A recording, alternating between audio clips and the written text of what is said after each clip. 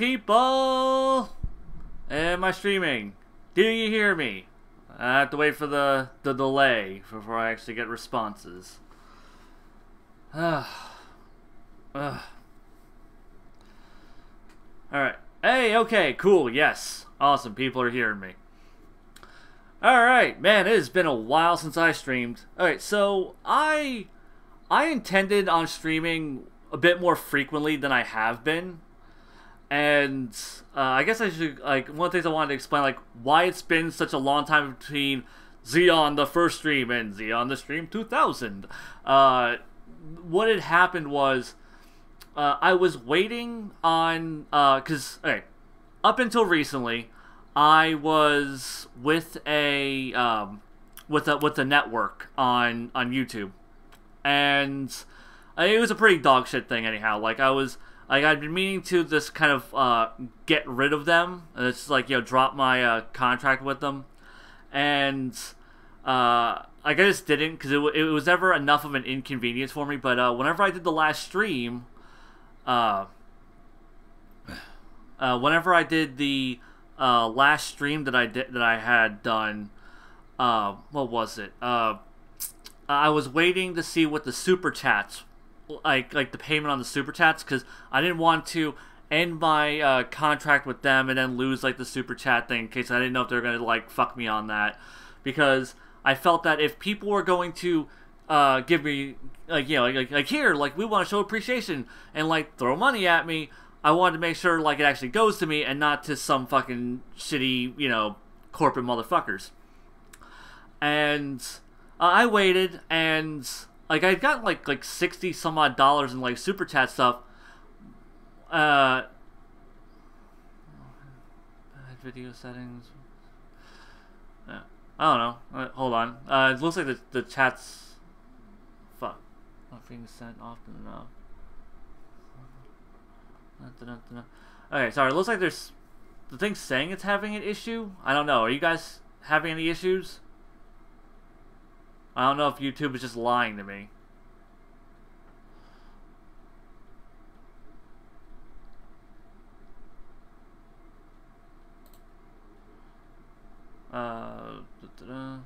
Yes, no, nope.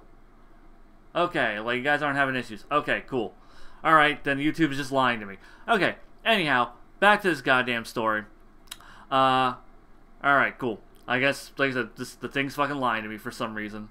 Anyhow, when I had gotten paid, like, you know, they'd taken out, like, such a substantial chunk of that, and I was just like, oh, that's not cool. Like, if people are going to be nice enough to do that, because, you know, like, they're doing that, obviously, because, you know, as a support to me, and for, like, another company to step in and just take such a huge chunk out, because, yeah, YouTube always lies. Oh, yes, yeah, they do.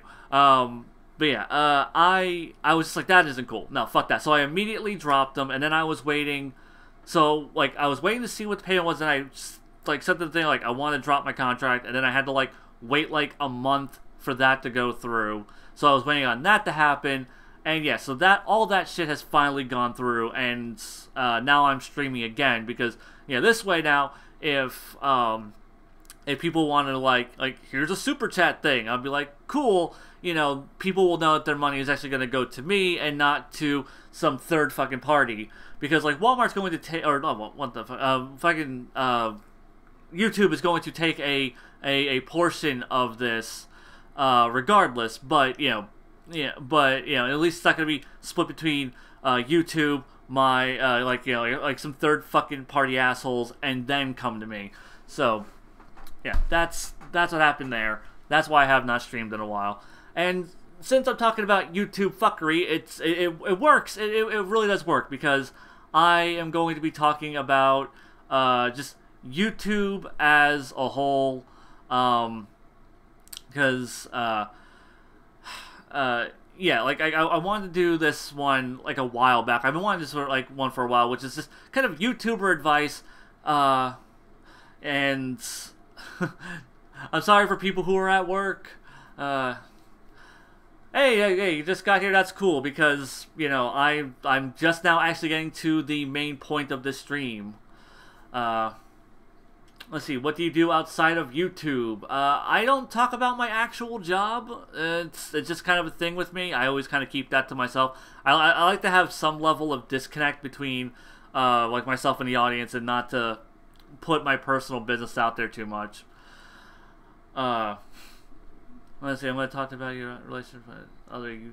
Are you going to talk about your relationship with other... Actually, I will talk about, like, you know, talking with other YouTubers and stuff like that. So I will bring up kind of the bullshit of YouTube, the benefits of YouTube, and things like that. Like there is going to be a lot of, like... So I will be discussing, like, my own personal relationships with both YouTube as a company and YouTube as in, like, the people I have met through it and my relationships with them. So, yeah. Like, this is going to be kind of like a wide-spanning thing. Yeah, so... Alright.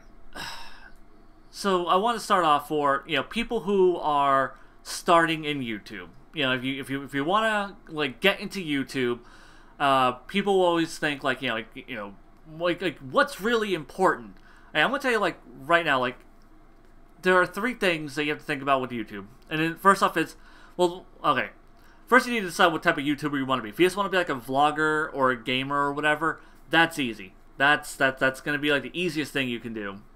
And if you want to get into the whole vlogging thing, the first thing you're gonna, like, always prioritize good audio over good video, because like if your video kind of looks shitty, but your audio sounds fine, people will at least listen to you.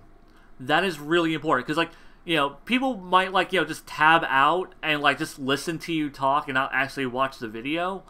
If your video looks like shit, but if your audio looks like garbage, people aren't gonna just, like, look at, like, a nice picture, no matter how great. Like, you feel like a 4K fucking camera and your audio sounds is hard to hear, if it's really staticky, if it isn't clean. Doesn't have to be super clean, but, like, you know, if you are hard to understand and listening to you is a chore, people are not going to sit, like I hear that, like, I notice that with so many YouTubers sometimes, where I'll just be like, oh, like, there's this video on this topic, and I would actually like to hear someone talk about a specific topic, but their audio quality is so bad that I'm like, no, it's a distraction. And, like, this is something that, like, a lot of YouTubers will advise you about. Like, you know, make sure you have decent sounding audio. So yeah, like, that is the one thing you always want to go for first, is the audio. Always focus on that first. You don't need, like, a super good mic.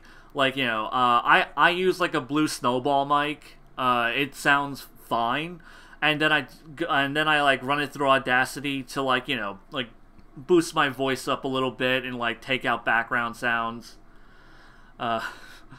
And I keep, by the way, if you keep hearing me chuckle, it's because I keep reading these damn comments of being, the fact that, yeah, sorry, I keep, like, getting distracted by the chat. But yeah, so you definitely want to prioritize your mic. Like I said, you don't have to get, like, a super expensive mic.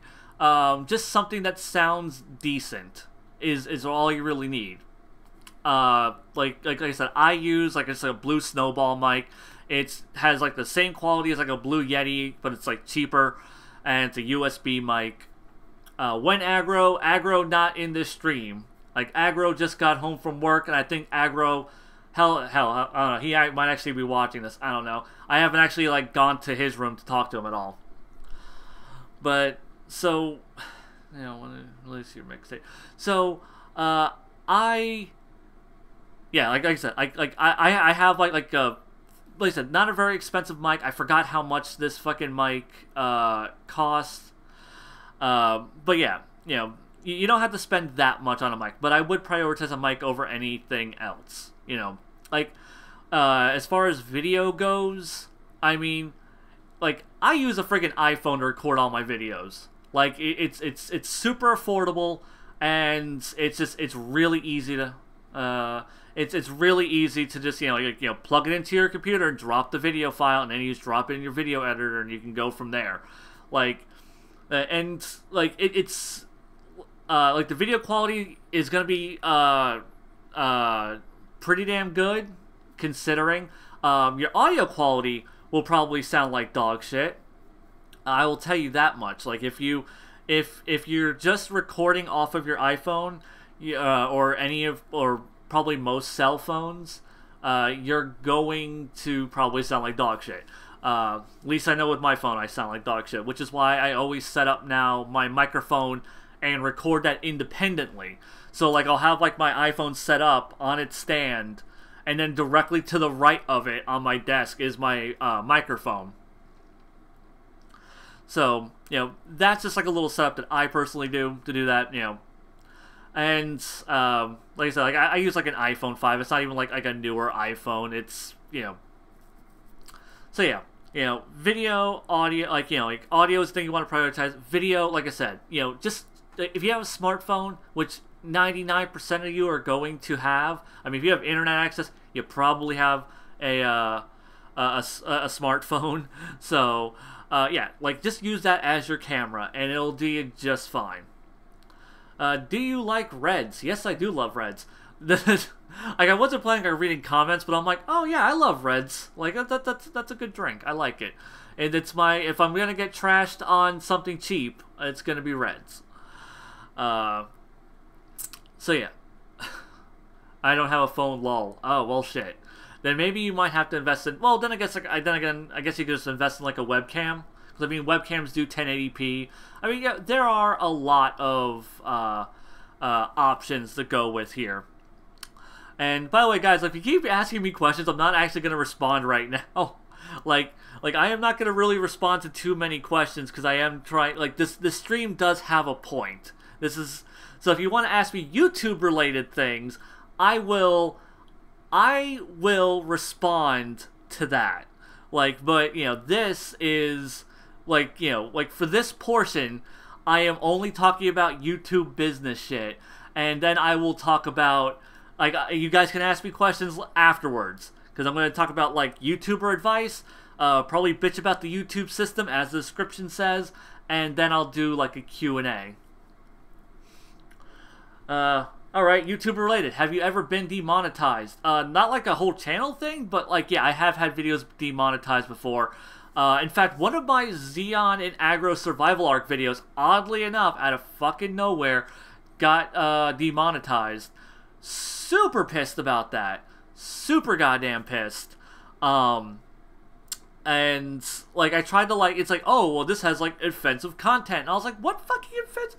We're two fucking jackasses, like, bitching about a kid's cartoon. What the fuck? And, like, we have, like, none of the other ones have that. It's just that one. It's the one about Super 7, or, not Super 17. I called it the Not So Super 17 arc. But the one where he recruits 17, that one got demonetized. I don't fucking know why. But, yeah. Yeah, I don't know what the fuck happened there. Pissed me the fuck off. And so, going back to what I was saying, though, like, what you want to prioritize is, YouTuber-related question. What editing software do you use / recommend? I use Sony Vegas. And the thing is, and people would be like, now the reason I use Sony Vegas is because, if you guys know anything about me, I'm super anti-piracy, and I really try to practice what I preach. So, like, I bought my copy of Sony Vegas. It's like, it wasn't expensive, or it was expensive. It wasn't cheap, is what I meant to say. It sure as shit wasn't cheap. But it was more cost effective than getting, like, Adobe or whatever. There are better programs. There are cheaper programs that you can use. I've heard Final Cut is a pretty good one to use if you're wanting to do stuff on the cheap. Hell, Danny, Geekdom 101, he fucking used, friggin' Windows Movie Maker for like the first year of his YouTube career. And like, you know, that did him just fine. So really, it depends on what kind of, videos you want to make. If you just want to make simple vlogs, or if you want to keep things simple, there are plenty of free options out there for you to use. If you want to get more advanced, if you want to start doing really crazy video bullshit, then yeah, you're gonna have to like upgrade to something more expensive. Like and yeah, that's one of the shames about that. What will make you quit YouTube? Now that you want to, but okay, yeah. What would make me quit YouTube? I don't know. I have no desire to quit YouTube. I mean, it's not like this is my full-time job, and yeah, like I mean, I mostly just do YouTube as a hobby. It is my go-to fun hobby thing that I really enjoy doing. So like, I don't think there's anything in particular that would just make me up and just quit YouTube one day. It would just have to literally be like I don't have a desire to make videos anymore. That is what it would take. So yeah, that's what I was saying. Though, you can pick any kind of software. Really, there's plenty of options out there. Like I said, I use Sony Vegas because it has plenty of features, and at the time it was really cost effective as opposed to getting like Adobe Premiere, which is expensive as fuck. So yeah. Are we going to talk Dragon Ball today? No, we are going to talk YouTube. This is all about YouTube advice and other stuff. So yeah, if you're here for Dragon Ball stuff, you're not gonna get that. So yeah, that's shit. What the hell was I saying now? I kept looking over the chat and I forgot where the hell I was in my whole point. Was I on equipment? Yeah, I was talking about equipment before I got sidetracked, because as soon as I said, like, I'll take YouTube-related questions, people were like, hey, Zeon, like, here's YouTube-related questions, and I'm like, oh, blah, blah, blah, blah, blah. Shit, where the hell was I at that point I was making? Right. So, when you're starting off for YouTube, like I said, audio equipment first, then worry about the camera. Like I said, your camera can be anything. It can be a webcam, it can be your cell phone, doesn't fucking matter. When you are doing, like, the next, like, because I said, there's 3 things. The third thing is going to be your presence. Like what you bring to, what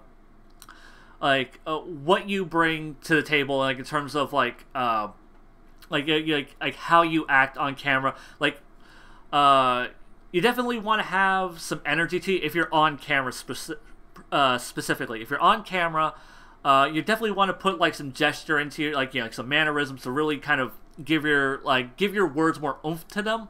And also, whether you're just audio or on camera, definitely project your voice, because there are so many people, and this is something that it's really difficult to do early on. Like if you're not used to doing it, because so many people, and this is myself included, really early on, you will just kind of like, hey guys, how's it going? And like you will just inherently restrict your own voice without realizing it, and it's something you kind of have to get used to. And you might be restricting your voice because maybe like you have people in like the next room, and you're self-conscious, especially if you live with family or if you have roommates. Like I've always had roommates the whole time I've been doing YouTube. Like shit, like I said, Agro's home right now. I don't give a shit. If he hears me, he knows I'm fucking recording shit, And so I'm not like insecure, and that's the thing. You have to get over. Early Zeon was really fucking monotoned and quiet. Yes, he was. Like that's another thing too, is to not be monotone. Like because you end up, because it's boring. It's so fucking boring. And that's another thing I had to break myself out of. One of the reasons I keep my old shitty videos up is so people can see where I started and how bad it was, and like the presence I had then and the presence I have now. Like that is one of the things, because I want people to be able to go back and go, oh man, like, oh jeez, my Dokkan journey just put in $10. Say sorry, Zeon, I was in class. Here's to another stream. Well, I'm about to say, like, if you just joined, if you're in class right now, then don't worry, this is going to be archived and you can watch it later. If you just started, don't worry, there's still plenty of stream left. You're only like 20 minutes in. And then Mike from Laughing Stock Media. Finding your voice can be difficult and sometimes it takes a while. Yes, that really is a thing. Like, like trying to find your voice is important. Like it's gonna take a while. And like I said, like your first several attempts, you're gonna sound monotone. You're gonna sound like shit. You're always, like, your earliest videos are always going to sound bad, no matter what. There's no getting around that. And like unless you practice in advance, like, you're not going to get over that. And oh, by the way, I don't even think I don't know if I said thank you Dokkan Journey, but thank you Dokkan Journey, because I just remembered, like, because I acknowledged you and told you, don't worry, there's still plenty of stream, but yeah, I don't think I actually thanked you for that, so thank you. But yeah, going back to what I was saying, yeah, finding your voice is really, like, it could be really difficult, it could be really easy, maybe if you're, like, a natural, who knows. So yeah, Fedora Zeon is now the new official name of early Zeon. Yeah, yeah, like, God, I fucking... Okay, let me just say, the fedora thing, like, but when I first used to wear a fedora, like, because I used to dress, like, in dress clothes a lot, like button-down shirts, I used to really dig wearing ties, I'd have, like, pinstripe shirts, like, I was a dapper motherfucker. And I wore the fedora to go along with it, and I would wear the fedora outside of wearing those clothes. And, so, yeah, like, I loved wearing fedora, I thought it looked really cool. I've always had, like, a boner for, like that 1920s gangster aesthetic, and, so, like, when I, like, you know, like, that's why I wore that fedora, and then, all of a sudden, like 2 years later, the fedora becomes like the beta male, like, you know, nice guy, white knight bullshit fucking, like, aesthetic thing. Like your average autist who, like, white knights for random women on the internet fucking, like, uniform. And I was just like, oh no. And as soon as I started realizing, like where the fedora had gone in the last 2 years, I was just like, okay, just gonna toss that away and never wear it again. So yeah, like, thanks beta male faggots across the internet for ruining the fedora. Like, I used to love fedoras, and now I can't associate it with anything other than these whiny man babies on the fucking internet. So yeah, I wish fedoras weren't associated with hipsters. I don't think fedoras are associated with hipsters. Like I said, like it is that white knight beta male bullshit that is that is what I see it always attached to. And yeah, no. So yeah, I once that became a thing, I immediately just ditched the fedora. But yeah, going back to voices, like I said, hashtag fuck beta male faggots who ruined Fedora Zeon. Yes, I can get down with that sentiment. So yeah, I personally, though, like I said, it took me like a while to really find my voice, and it was it's really shitty for me because, like, I was doing scripted content, and when you're doing scripted content, and I'll say the scripted content thing for later, because I do want to talk about scripted videos over vlogged videos. But yeah, like I said, if you're just doing vlogs or just, like, talking over game footage or whatever, like, you know, the two most important things is having, you know, serviceable audio. Like I said, if your audio sounds staticky, like, if you listen to your audio and you think it's remotely hard to hear you, even if it's just, like, a little hard, you know, then don't, like, get a microphone, get something, get anything. Like, I know Geekdom Danny, he uses a Rock Band mic, or or at least he used to. I don't know if he still does, but he used to use a Rock Band microphone, and that shit's dirt fucking cheap. Which do you prefer, vlogs or scripted? I prefer making scripted videos. I just don't have the time for them, is the problem. Like, my job keeps me really busy, also trying to have any kind of active social life, also trying to, you know, do, like, you know, vlog type videos to make sure I'm at least putting out some kind of content at least once a week. So yeah, doing scripted videos is really difficult. Also, like, the video I've had brewing for months now it is such a cunt to edit. So like I'll edit it for like an hour and go, man, fuck this video, and I'll just stop. So yeah, it is a long, tedious process.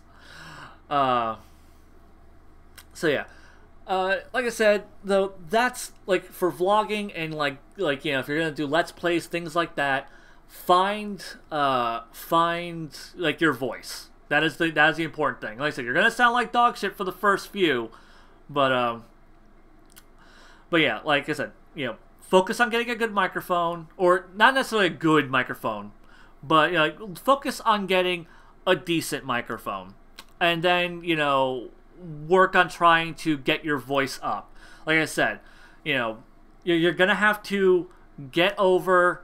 You're gonna have to get over that insecurity of talking into a microphone. You're gonna have to get over, you know, like people hearing you and being worried, you know, because you know, and this is something that I did too, which is like I would try to speak loudly, like I would like whisper yell almost into like the microphone and shit, and like, you know, it doesn't sound good because it sounds like you're restricting yourself. It just it reinforces that monotone sound in your voice.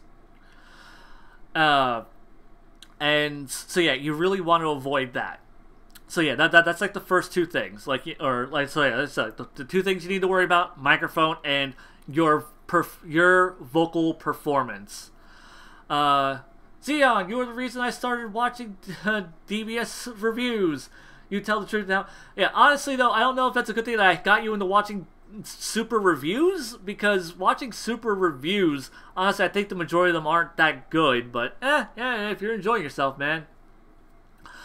Like I said though, you gotta find your voice. Moving on to my next point, which is going to be scripted videos. If you want to do scripted content, same things apply. Microphone, well, first off, microphone, and you're finding your voice. That is the thing. And honestly, do practice videos.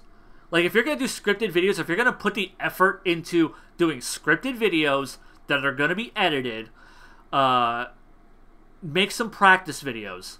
Make practice. Oh shit! I just realized I didn't tweet this shit out at all. My God, I am a shitty fucking YouTuber. Don't mind me as I type away on my keyboard. My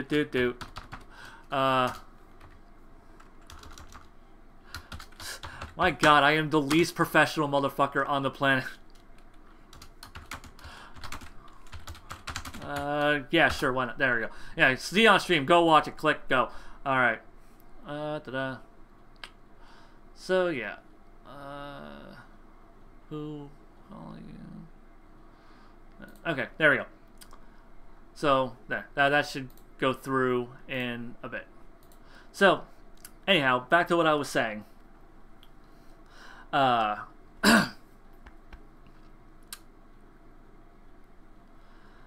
sorry. Let me just answer this one real quick. Are you and Gabby going to do Dragon Cast for Z? Yes, we will eventually.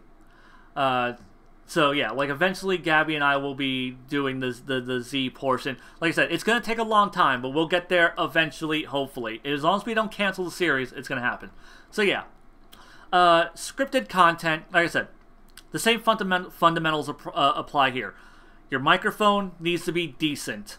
Your presence needs. You need to find your voice and find your presence. And with scripted content, that second part is a lot harder because you're reading a script. So because you're reading something, you know, unless you're really like putting in that you know how to put that emphasis in your voice, you run a higher risk of sounding monotone than you would in unscripted content. With unscripted content, it's just your own natural cadence, your own natural rhythm of speaking. With scripted content, you're trying to like punch up certain parts of your script, or at least you should be trying to. And you know, I would recommend like this is some old advice that I had heard way back in the day, and it's just, and I think it's really good advice if you're gonna do scripted videos. Write, record, and edit 3 videos. They don't have to be long videos, they don't have to be complicated videos, but write, record, and edit 3 videos and throw them away. Throw them away. Never upload them. Never do anything with them. Because those are your practice run. Getting the feel for writing a script, getting the feel for editing videos, and getting the feel for like reading a script and recording your audio. Like that is that is really like that's like some of the best advice I'd ever heard when it comes to YouTube in terms of scripted content. You really, because like those scripted videos, that's something you're really going to be putting effort into. And if you're going to put that shit out there for the rest of the world to see, you're probably not going to want to throw those videos away because you're going to remember putting that effort into it. You're going to want those videos around even if they end up being dog shit, you're really going to want to, you're going to be torn. It's like, I put effort into this, but and at the time, and I'm going to tell you right now, who did you get your advice from YouTube for YouTube? I didn't get any advice from anybody. I stumbled into this shit. My friends and I used to do skit-based comedy videos. Some of them were good. Some of them are fucking abysmal. Most of them have been lost to the sands of time thanks to copyright strikes. But yeah, we did those. So I had like a little experience being in front of a camera and stuff like that, but like, that was like skits and stuff, which was very different than like a review or anything like the other stuff I started doing when I ran my own channel. But yeah, as far as running my own channel, I had no training wheels. I didn't have any kind of advice. I just looked at examples of what other people were doing and then tried to I tried to kind of just follow suit with what other people were doing. Are you still planning on doing your new scripted anime content channel? Yes. It is not a dead thing. That is still going to be a thing.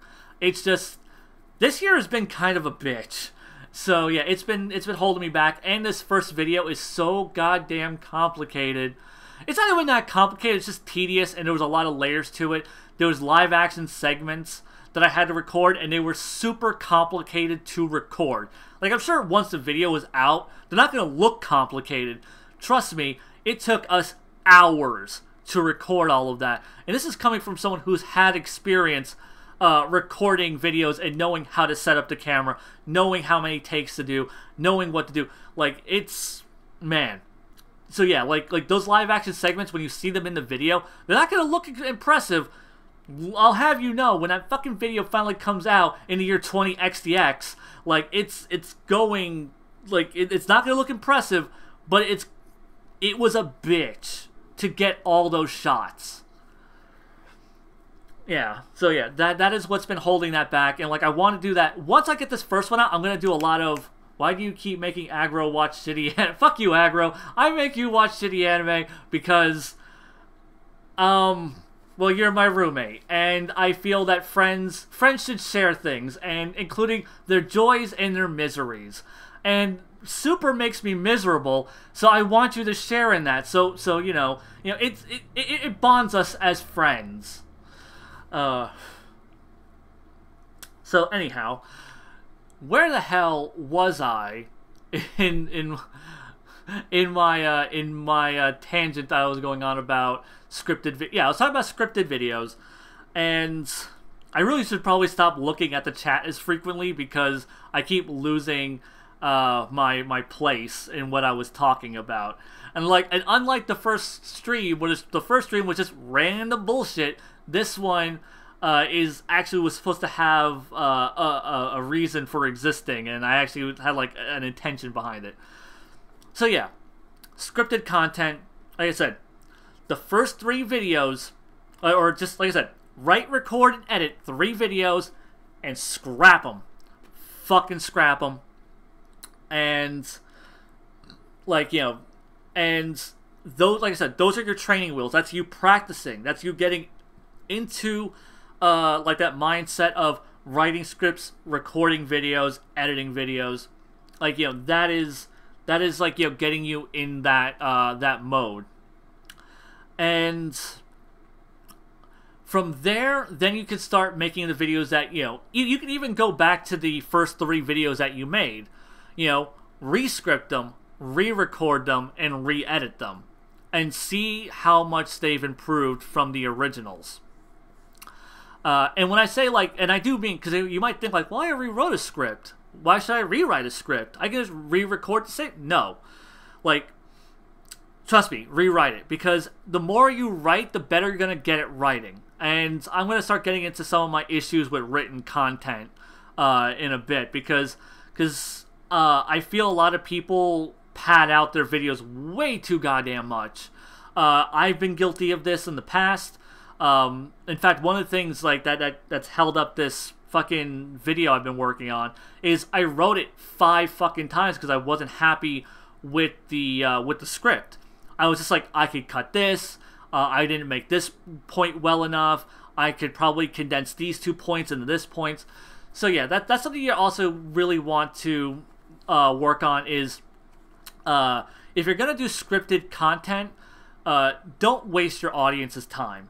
Like, you know, make sure like everything you're saying is relevant. Like, you know, because a lot of people will, you know, if they want to make a point about something, but then they'll go off on side tangents that aren't really related to the core of the point that they're trying to make.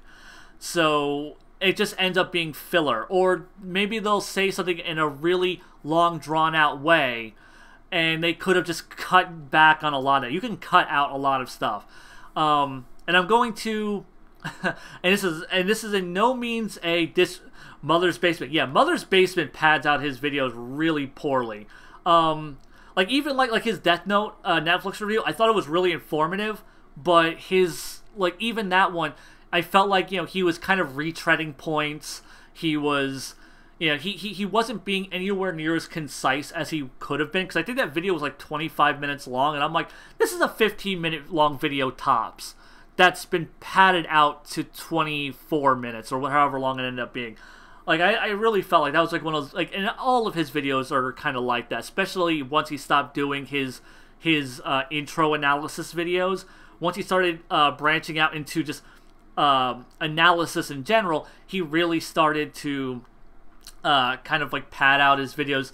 And I think it's more of just he doesn't know how to script his videos more tightly. I think Super Eye Patch Wolf does good content. I think he's definitely a much better writer than I would say Mother's Basement, but I do also feel Super Eye Patch Wolf pads out his videos, and he's also very monotone. I love the points he makes. He is really difficult for me to listen to sometimes, because when he's just that same monotone speech going and going and going and going, you know, it can be kind of tedious to listen to.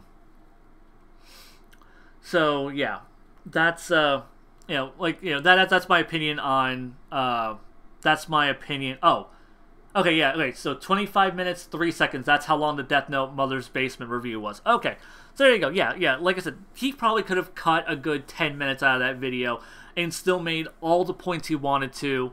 And that's the thing. Like you're not going to write a good script the first time or the second time.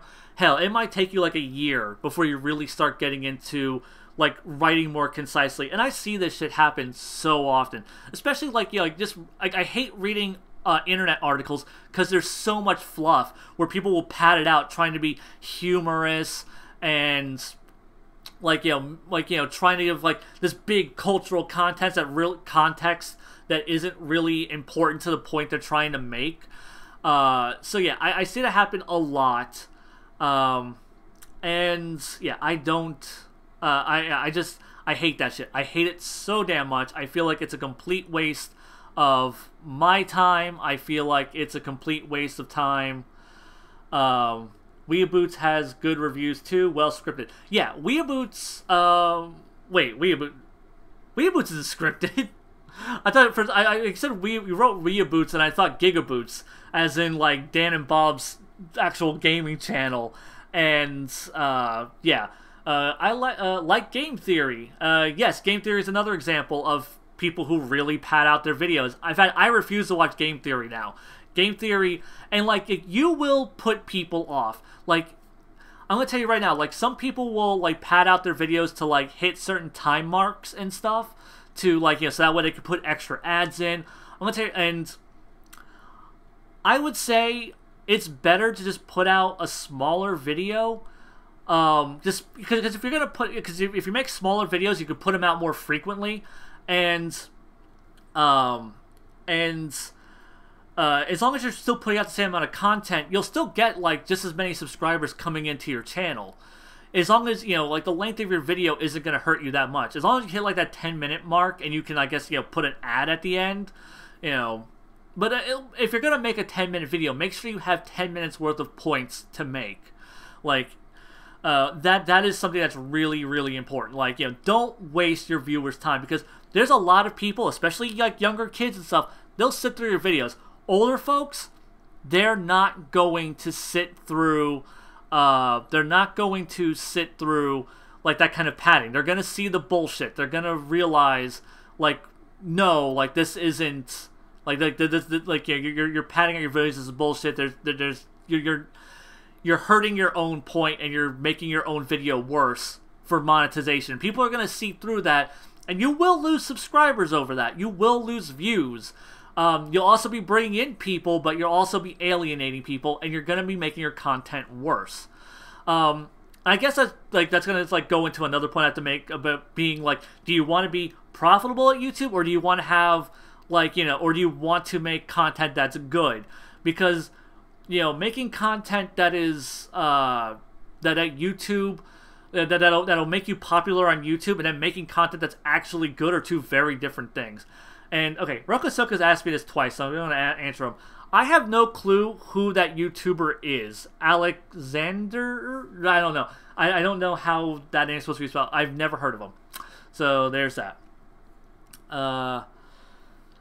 So damn it, I did that, and now I lost my fucking train of thought again. So yeah, don't pad out your videos. Danny does that all the time.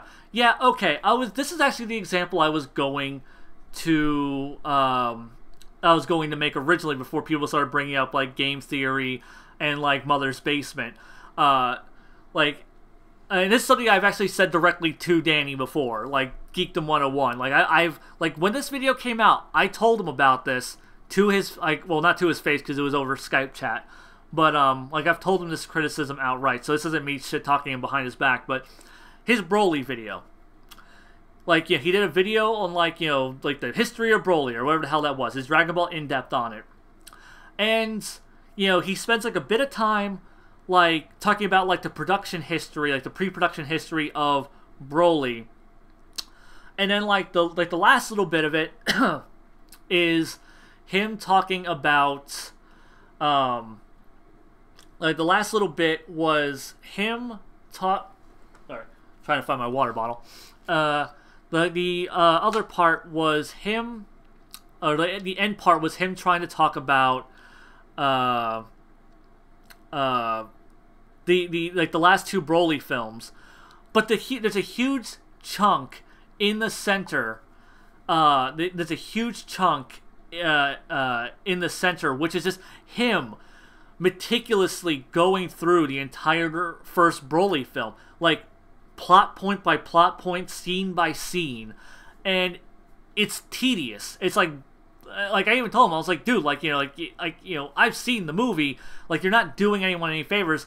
And, you know, like, I understand, like, you know, like that feeling that need, that feeling the need to, like, you know, try to like throw like every little bit of detail in, because like if you don't throw every little detail in, you're gonna have someone tell you, you forgot this thing.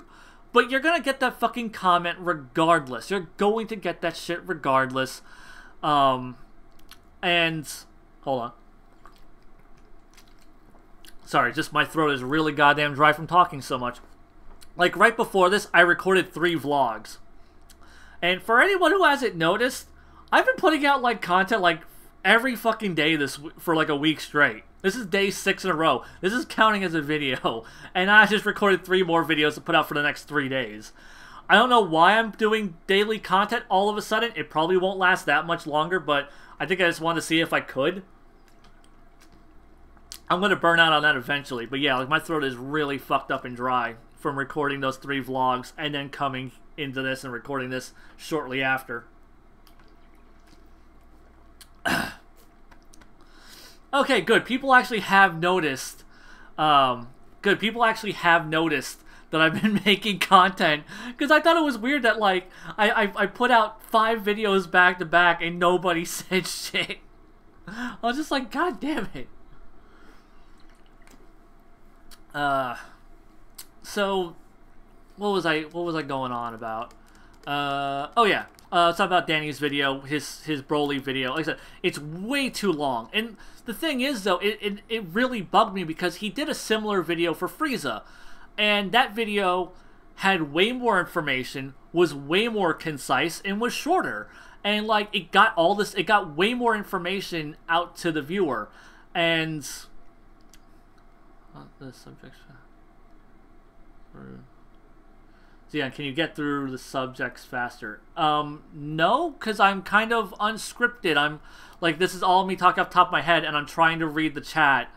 Like, I can't, like, go through these topics faster, because I keep stopping to read the chat, and I'm also, like, trying to, like, figure out where the hell I was when I left off. And people keep bringing in new things to ask me that are semi-related to the things I'm talking about. So, yeah, like, I can't really do this faster. But yeah, like I said though, you know, Danny's video had a lot of fluff in it, and I know he can do better. Can you please give criticism to Quaman? I've already given Quaman criticism. In fact, the last time I spoke to him about that shit, yeah, like we had a long talk, cause he knows I think his videos are bad. He knows it.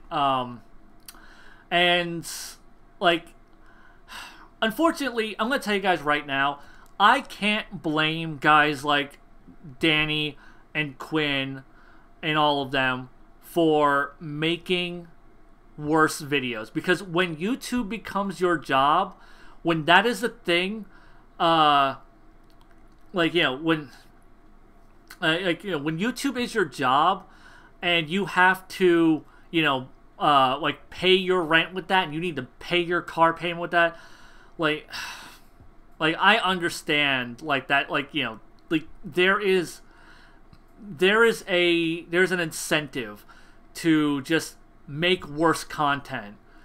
Like you know, there is that incentive, you know, to make videos that are padded out to at least 10 minutes so you can put extra ads in, to make, you know, shit topics that that people, just because people will click on them. And it sucks too, because, you know, like, I've talked to these guys. I've talked to a bunch of them, and it's a real shame, because these guys will put, like, scripting and work and editing into, like, into a topic that they genuinely give a shit about, and get, like, 1/5 of the views than they would on a video where they just give, like, some random bullshit theory where they're just talking out of their ass about, like, the next upcoming episode of Super, about what they think is going to happen. Here's my theory, you know. And, you know, they know the system. That's why you see, like, the words theory and explained thrown in so many videos. I think it's really tacky. I don't like it at all. But I understand why they have to do it. And it sucks. Clickbait equals money. Okay, so that's the thing, though. Like, because they're not clickbaiting in the sense, because, you know, they're not giving you fake content. But yeah, man, like, I just, like, I feel bad for them, because, like, I understand, like, you know, where they're coming from, but I also, like, I've told them outright, you know, like I understand why you need to do this. I don't respect it. Like, I don't respect the YouTube system, and I don't respect what YouTube forces people to do. But yeah, that's just kind of the sad truth of it. Like, you know, if you want to be successful on YouTube, you gotta do that shit, unfortunately. you know, because like, and it sucks too because like I'll see really great YouTubers, and I'll just watch them deteriorate, and it's just like they sell out, and they, you know, they make their videos bloated, and you know, they'll talk about things that are like one of the things that really got me to stop watching Matt Pat's videos was when he started doing game theory, or not game, film theory. He was doing film theory, and he would do videos on topics. He would do videos on movies that hadn't even come out yet. So literally, like, the movie's about to come out like in a week, and he would do his theory video on like based on what he saw in the trailer. A theory that would be proven completely fucking wrong less than a week down the road, but it didn't fucking matter because he got those views. It was all about those views, and that's when it really started. Like, oh man, that's like he's just, you know, it's like, you know, that's when I really started picking up on that, and then I started picking up on that with his game theory videos, where it's just like, oh, like he's just talking about some random indie game that's popular, and you could tell he was really trying to scrape up content, especially because, you know, he puts out, like, I think he puts out a video every single week, so, you know, he doesn't have time to put in that time and effort. And like before, when he was doing game theory, it really felt like he was throwing out really cool like theories and scientific bullshit, you know, like, you know, mathematical shit to like figure out, like, you know, like how fast like Sonic went, or like how strong this thing was, or, you know, like, you know, what was this, like, you know, what are rupees made of, just weird shit that I actually thought was kind of cool. And then it just became him just kind of grabbing at anything he could, anything that was popular, and then making a video on it just to get views. It is very hard to be both quality and popular, apparently. Digibro is one of the few who is both, and even there is more popular anime YouTubers than him. Yeah, Digibro is a good example of someone who, just through the sheer uniqueness of his videos, he is able to make sustainable income. But like, his sustainable income comes from the fact that also, you know, Digibro is kind of an asshole. I mean, I don't know. I like the dude. He can be a douchebag, I guess, but he is. I think he is usually justified. I don't think I've ever seen anything from him where I just harshly disagree with him. I thought he was just being unreasonable, but I don't know. I've never met the guy, never spoken to him, so maybe, like, you know, he's always seemed really cool in all his vlogs and podcasts and stuff. But yeah, like, Digibro is an example of someone who both makes videos of quality and was able to break into making sustainable income. So yeah, that's like the sad state of YouTube, and like, and it makes me sad too, because YouTube, it used to be like this crazy. Zeon is Hispanic Digibro. I'm not Hispanic. What the fuck? I think I've said a few times before, like, I'm half Indian. Like, that's why I'm brown. Not Hispanic. Anyhow, oh god, Geekdom made videos called "The Angels Are Evil" and "Grand Priest is Evil?" ? Yeah, like, yeah, I've seen those videos pop up, and I was always disappointed when I see him do that. It's, and yeah, like I said though, it's so. Hey, Gabby, welcome to. Oh wow, yeah, this is super early for you. Why are you? Like I say, it's like, what, 7 in the morning? Why are you here? It'll be archived, girl. You can watch it later. Also, I haven't watched the new I haven't watched the Dragon Ball episodes yet for the next podcast. So I'm gonna do that after I get done with this. So much shit I'm working on, guys. Don't let anyone don't ever think that I'm like trying to be lazy or whatever. Like, I am always doing something. It's almost 8, just woke up. Okay, cool. So yeah, like, YouTube, when it first started, it was it was this new weird thing. Like, you could just make anything and just put it out there, and anything could have been popular. So, like, YouTube was like a really interesting platform when it first launched, and back before it became really corporate and became what it is now. And like I said, like, you know, people could have, you know, like the AVGN, I don't think could have existed in current YouTube. Like, he exists in current YouTube because he's already popular. Yeah, he already blew up into the mainstream. So, you know, but like a guy like the AVGN couldn't have existed, couldn't come into like YouTube now and have that same kind of success, regardless of their quality. And that is just you know, like the reality of it. What do you think of Double for Anime? I think Double for Anime is shit. I think he's really annoying. I think he's kind of an asshole from what I've seen in all of his videos. His points are usually garbage. I don't know. I really don't like Double for Anime. I don't know him personally as a person, but as far as a content creator and the personality he projects in his videos, I don't like him based on that.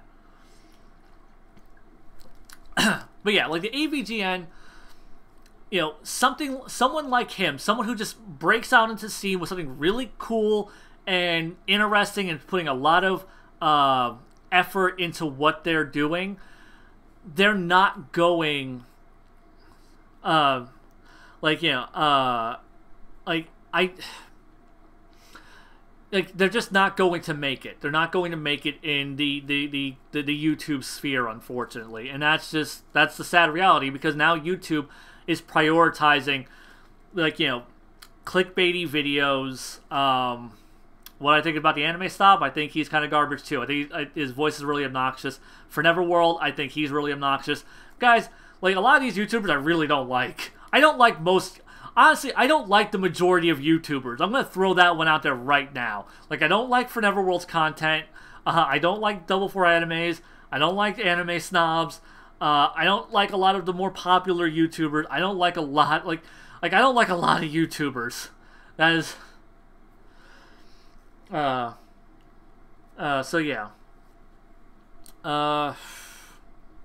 Shit, coming... Yeah, so... Give me a moment. God damn, my voice is... My throat is really dry. Do you like Jaxblade as a person? He's a pretty nice... Honestly, I've only spoken to Jaxblade once, and he was really cool. Like, I've messaged him a couple times on... We've had a couple of Twitter conversations. I actually have him on my Skype list. I just never called the guy, but yeah, no. Like he makes really interesting videos, and yeah, Jaxblade makes really interesting videos. Not really my kind of content that I like to watch, but I respect what he does, and I think he's a really cool person for making the stuff that he does.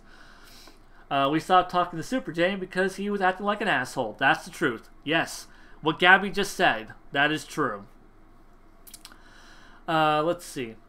Yeah, Mother's Basement is pretty good. Yeah, like I said, like, I like Mother's Basement's content for the most part. It's just, you know, some of his content is really hit and miss. When he hits, it's pretty good. But even like his good videos, like I said, they're really padded out. That's an unfortunate thing about his videos. Like, I feel like if he scripted his videos better, he would, you know, his videos would be a lot better, and I would like him a lot more as a YouTuber. So yeah, like I hate current YouTube, and the thing is though, like I know what it takes to be a successful YouTuber. I understand the system, and I understand why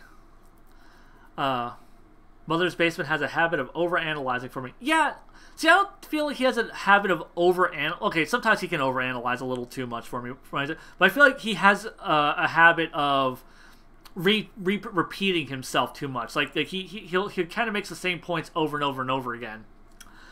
Who's your favorite YouTuber? That is Mumkey Jones. I've said that. I think I said that in the last stream I was in as well. Mumkey Jones, favorite YouTuber. He's really kind of weird and out there. He isn't for everyone, but he is definitely my favorite. Like, if I had to pick one after him, probably Digibro. But yeah, no, those like him, Digibro, early Endless Jess was really good stuff. Not so much a fan of his current stuff, but yeah, those were like, you know, like some of my favorites.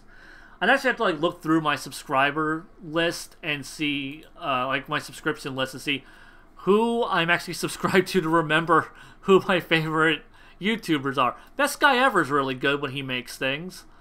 Oh, I know who my second favorite YouTuber is. I'm an idiot. Lindsay Ellis. How can I forget her? Yeah, definitely. So yeah, it'd be Monkey Jones, Lindsay Ellis, and then Digibro. Those are my favorite guys. So yeah, I can tell there's a few Monkey Jones fans in here. So yeah, those are my favorite YouTubers. And like, yeah, if you notice, like all those YouTubers, they don't do the things that I complain about, which is make these kind of hot topic. And when I say hot topic, I don't mean like the gothy kids store. I mean like whatever is the hot thing to talk about at that moment. Like, you know, he doesn't jump on. He doesn't jump on. Just, you know, like whatever's the most popular anime, he talks about things that he actually has things to talk about. Lindsay Ellis, another good example. Monkey Jones just does whatever the fuck he wants. Like there's no consistency to whatever, like, his content. Like sometimes he'll make like a super serious video, sometimes he'll make the most whacked out fucking shit I've seen. And that's what I really appreciate about certain YouTubers. Who's your favorite DB contributor? Mine is Mr. Fusion. Hey, what a coincidence, because my favorite guy in the Dragon Ball sphere is Mr. Fusion. So yeah, like, if I had to like make a top 5 list of favorite YouTubers, I might actually put Mr. Fusion on that list, because he's a really great guy. Like, both as a YouTuber and as a human being. He is just a fantastic person. Like getting to hang out with him was really great. What do you think of Hypocrite? He's cool. I like him. Like, he's weird and offbeat. Not necessarily my style, but like what I prefer to watch. But I always find his videos worth watching. So yeah, like, you know, like Hypocrite is interesting at very least, and I do like watching his videos. Not one of my favorites, but I do enjoy his stuff. So yeah, like that is just kind of the shame though about YouTube, and just, you know, if you want to be popular, that is the thing. You have to make the choice. Like with YouTube, do you want to be an artist or do you want to be successful? And this is something I have said repeatedly. Like, because I remember like Quinn and Danny and everyone's trying to like give me advice on like the videos I should be making, the videos, like, you know, like what I should be, like, you know, like how I should tag my videos, how I should title my videos, all this stuff. And I get it. I understood them, and I told them outright, like, what is it? Yeah, I will say, like, you know, my response to them was, and this is my response to, like, to everyone who would rather me do, like, you know, more clickbaity or, like, more just, you know, content that would make me more popular, is I'd rather be a starving artist than a successful shill. That is my thing. Like if I can make the content that I want to make, like if I can make the content that I really want to make, that's all that really matters to me. Like, you know, if it makes me a little bit of money on the side, that's cool too. If I could make popular and make sustainable money off of that, that'd be even better. But like I said, I would rather be a starving artist than a successful shill. That is always the mindset I have had with YouTube, and I can't blame a single human being if they don't agree with that mindset, because that is one of those things that where you're literally like just intentionally kneecapping yourself in terms of making YouTube a job. You saying you don't want to be a corporate shill, Zeon? I mean, basically, yeah. I mean, like I would shill things if I believed in them. Like if Crunchyroll was like, hey, would you want to promote Crunchyroll? I'm like, shit, yeah, because I love Crunchyroll as a service. So why would I not want to do that? Like, you know, like I would want to promote something. I would get to promote something that I believe in as a consumer, and I would make money doing that. And I would hopefully be providing something for viewers of my content. So, I mean, I'm not above shilling, but being a shill at the expense of making good content. And for the record, I don't necessarily think I make quote good content, but I do make the content that on this channel at least, like I make the content that I want to make. Everything is ruined when it becomes a job. Yes, that is a true fact right there. Yeah, it really, you know, it sucks. It really does suck because, you know, once that happens, you know, you start getting caught up in the I need to make money. God damn it. Sorry, some of these comments are making me laugh. God damn it, this fucking comment I keep looking at is making me laugh.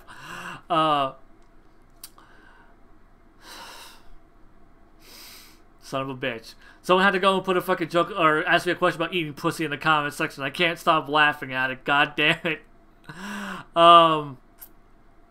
So where the hell even was I? Yeah, anyhow, that's my thing.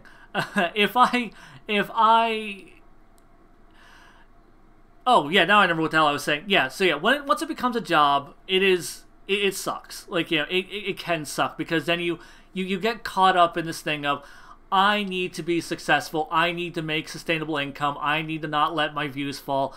I need to, like, you know, like I need to make even more and more and more and more and more money. And like I understand, like, you know, because even once you make, like sustainable income, you never know when that's gonna fall through. So you want to also have money to fall back on. So yeah, I totally understand why people do it. So yeah, I totally understand why people do it. I just, like, I could never do it. Like I would love to make like I would love for YouTube to be a job, honestly, but I would only care to make enough for it to be sustainable. Like, if I ever hit a point to where YouTube stopped being sustainable, like, as my full-time, if I were to do YouTube as a full-time job and it became unsustainable, I would just get a second job. I wouldn't cripple my content to keep that being my job. Zeon, now you're making me want to do quality videos, but I have no ideas. Ain't that always the fucking problem, man? Shit. But yeah, so that's kind of my whole diatribe. Like, that is both my advice for YouTubers and my diatribe on just YouTube and the system and why I hate it, but why I also understand the people who need to fall back on it. Like I understand these people. I don't respect the system. I don't respect the methods, but I understand them. I understand why they have to do it. And if, like, you know, if you feel you need to, like, make sure your content, that's fine.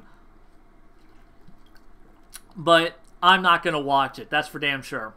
And I really wish people would have higher standards and not watch that content either, because you're perpetuating poorly made content.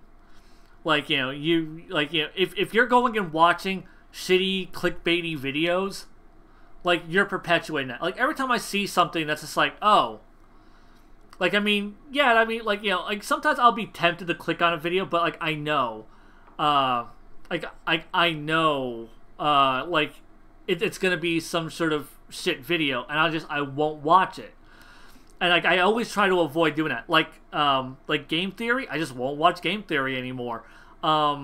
There's a couple of, like, hit and miss channels where I'll go back and I'll check them out. Like Mother's Basement, I'll check them out. Like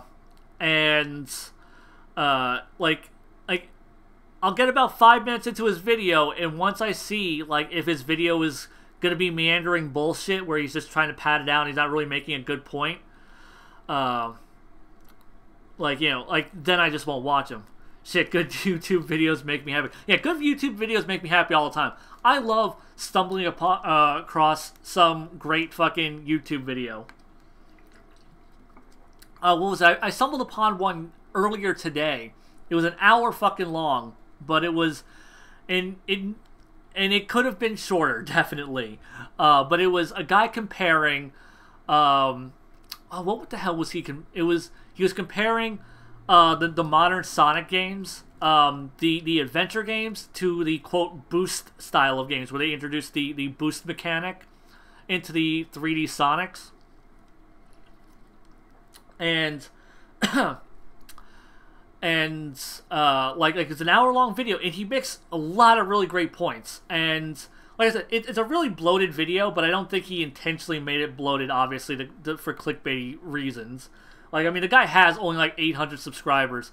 I don't remember the guy's name, so don't ask me. But if you just type in like adventure versus boost, and like probably Sonic the Hedgehog to go with it, you'll probably find this guy's hour-long video. It has thousands of views, because apparently it's just like this weird video he made that went fucking viral. So yeah, that's like, but yeah, like whenever I stumble upon like M Benny, yes, M Benny, that's the guy. Thank you, cool. Someone knew the guy's name. So yeah, like that was a cool guy I just stumbled upon today. Did I ever tell you about Overly Sarcastic Productions? They do things about history, myths, and tropes. They're my new favorites. No, you have not. I will check them out. That's another thing. Like, I'm always interested in finding new YouTube channels that are interesting. Like, just anything that really kind of piques my interest as like a viewer. Someone who's really putting in effort, and, you know, because like I said, like, there are so many bad YouTubers out there. So when I find good ones, it's really nice. When is the next Weeaboots? Okay, I don't know, because Weeaboots doesn't do well for either of our channels, neither my channel or Dan's. And as far as Weeaboots goes, it's pretty much on indefinite hiatus again. We might bring it back again, because we always kill it, and then we bring it back for like 5 episodes, 10 episodes, something. We kill it again, and then we bring it back again. So I have no clue when the next one's going to be. We actually recorded another episode. It just never went up. So yeah, Weeaboots, it's Weeaboots, man. Like, we really like doing them, but just nobody really watches them. And it sucks too, because God fucking damn it, I love Weeaboots. Yeah, I love Weeaboots too. I love Weeaboots, and also Lindsay Ellis uploaded The Whole Plate. Fuck! Of course he uploads a video, and I am doing this stream, so I can't just fuck off out of this stream and go watch her new video. So at least I know what I'm doing as soon as I get out of this. And there was another comment I saw that... Oh yeah, but yeah, as far as Weeaboots goes, though, like, yeah, I totally get your sentiment, just, you know, goddamn it, I fucking love Weeaboots. Because, like, the handful of people who watch Weeaboots really like it. It's a shame that we, like, can't get people to watch it. Because, as far as I'm concerned, the appeal of Weeaboots isn't, like, necessarily our opinion on an anime. It's the banter between myself and Dan and Bob. Like, you know, like it's kind of like, you know, with the Zeon and Aggro survival arc, you know, like, you know, the banter between, shit, I almost said his real name, Aggro and I. So, yeah, you know, whenever we have that banter going back and forth, you know, like, I feel like that's more the appeal than anything else. But, you know, like, unfortunately, like, I wish people would watch the Weeaboots podcast, but, you know, do Weeaboots with Aggro.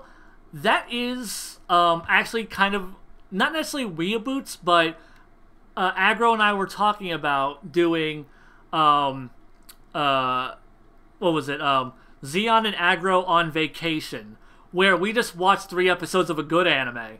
Or just any anime, really. So yeah. Oh, shit, Quinn's in this. Where the hell is he? I'm gonna go make him a mod, just so he can have a special color to his name. Add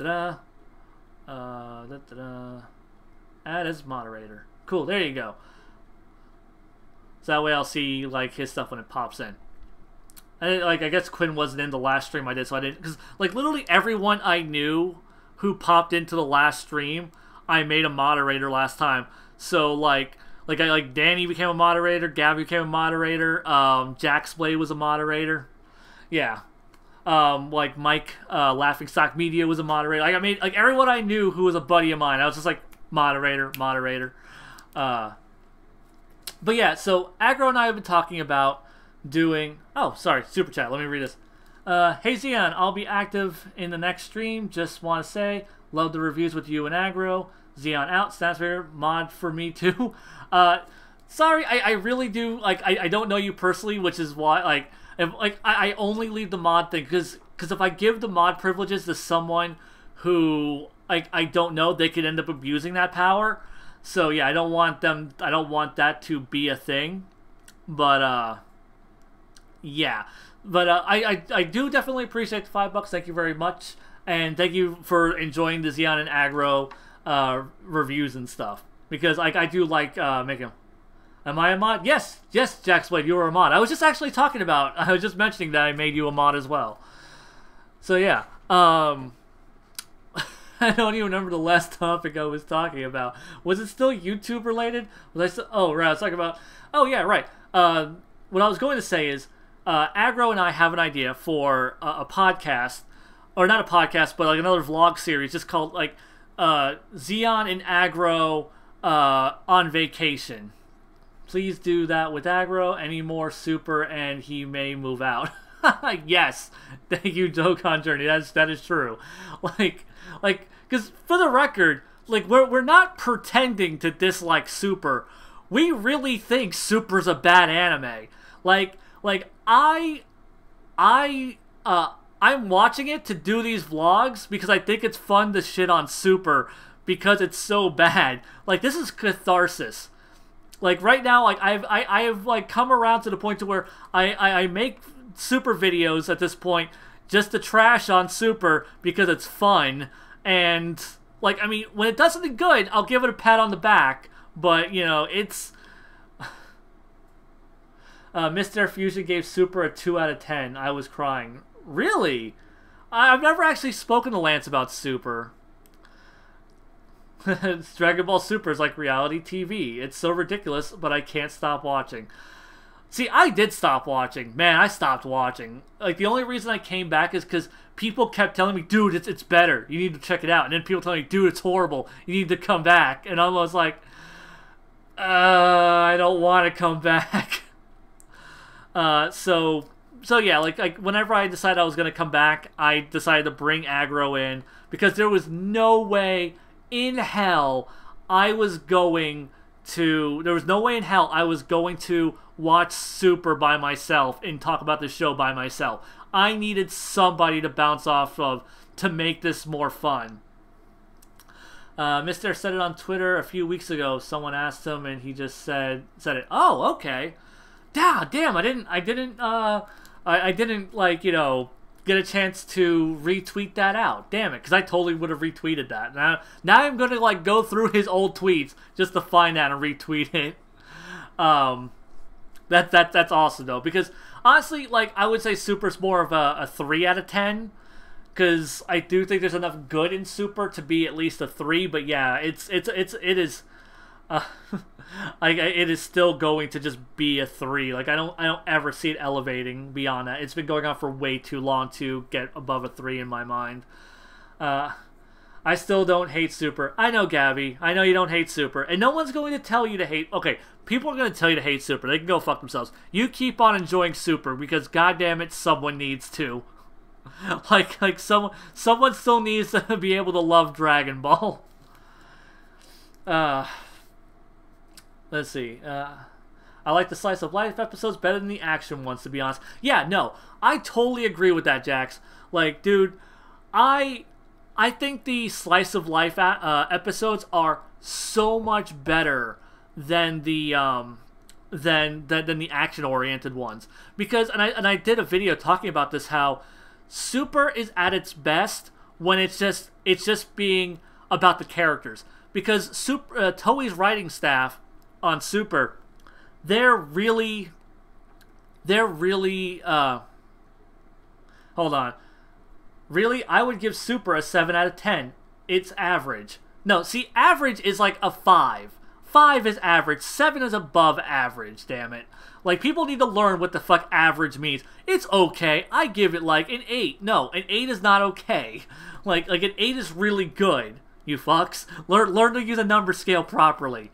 But yeah, going back to what Jax was saying, yeah, I really love the like that is the high mark for like that is the high mark for me in Super, is whenever they just do those little arcs, because Toei's writing staff, you can tell they understand the characters and they really care about the characters.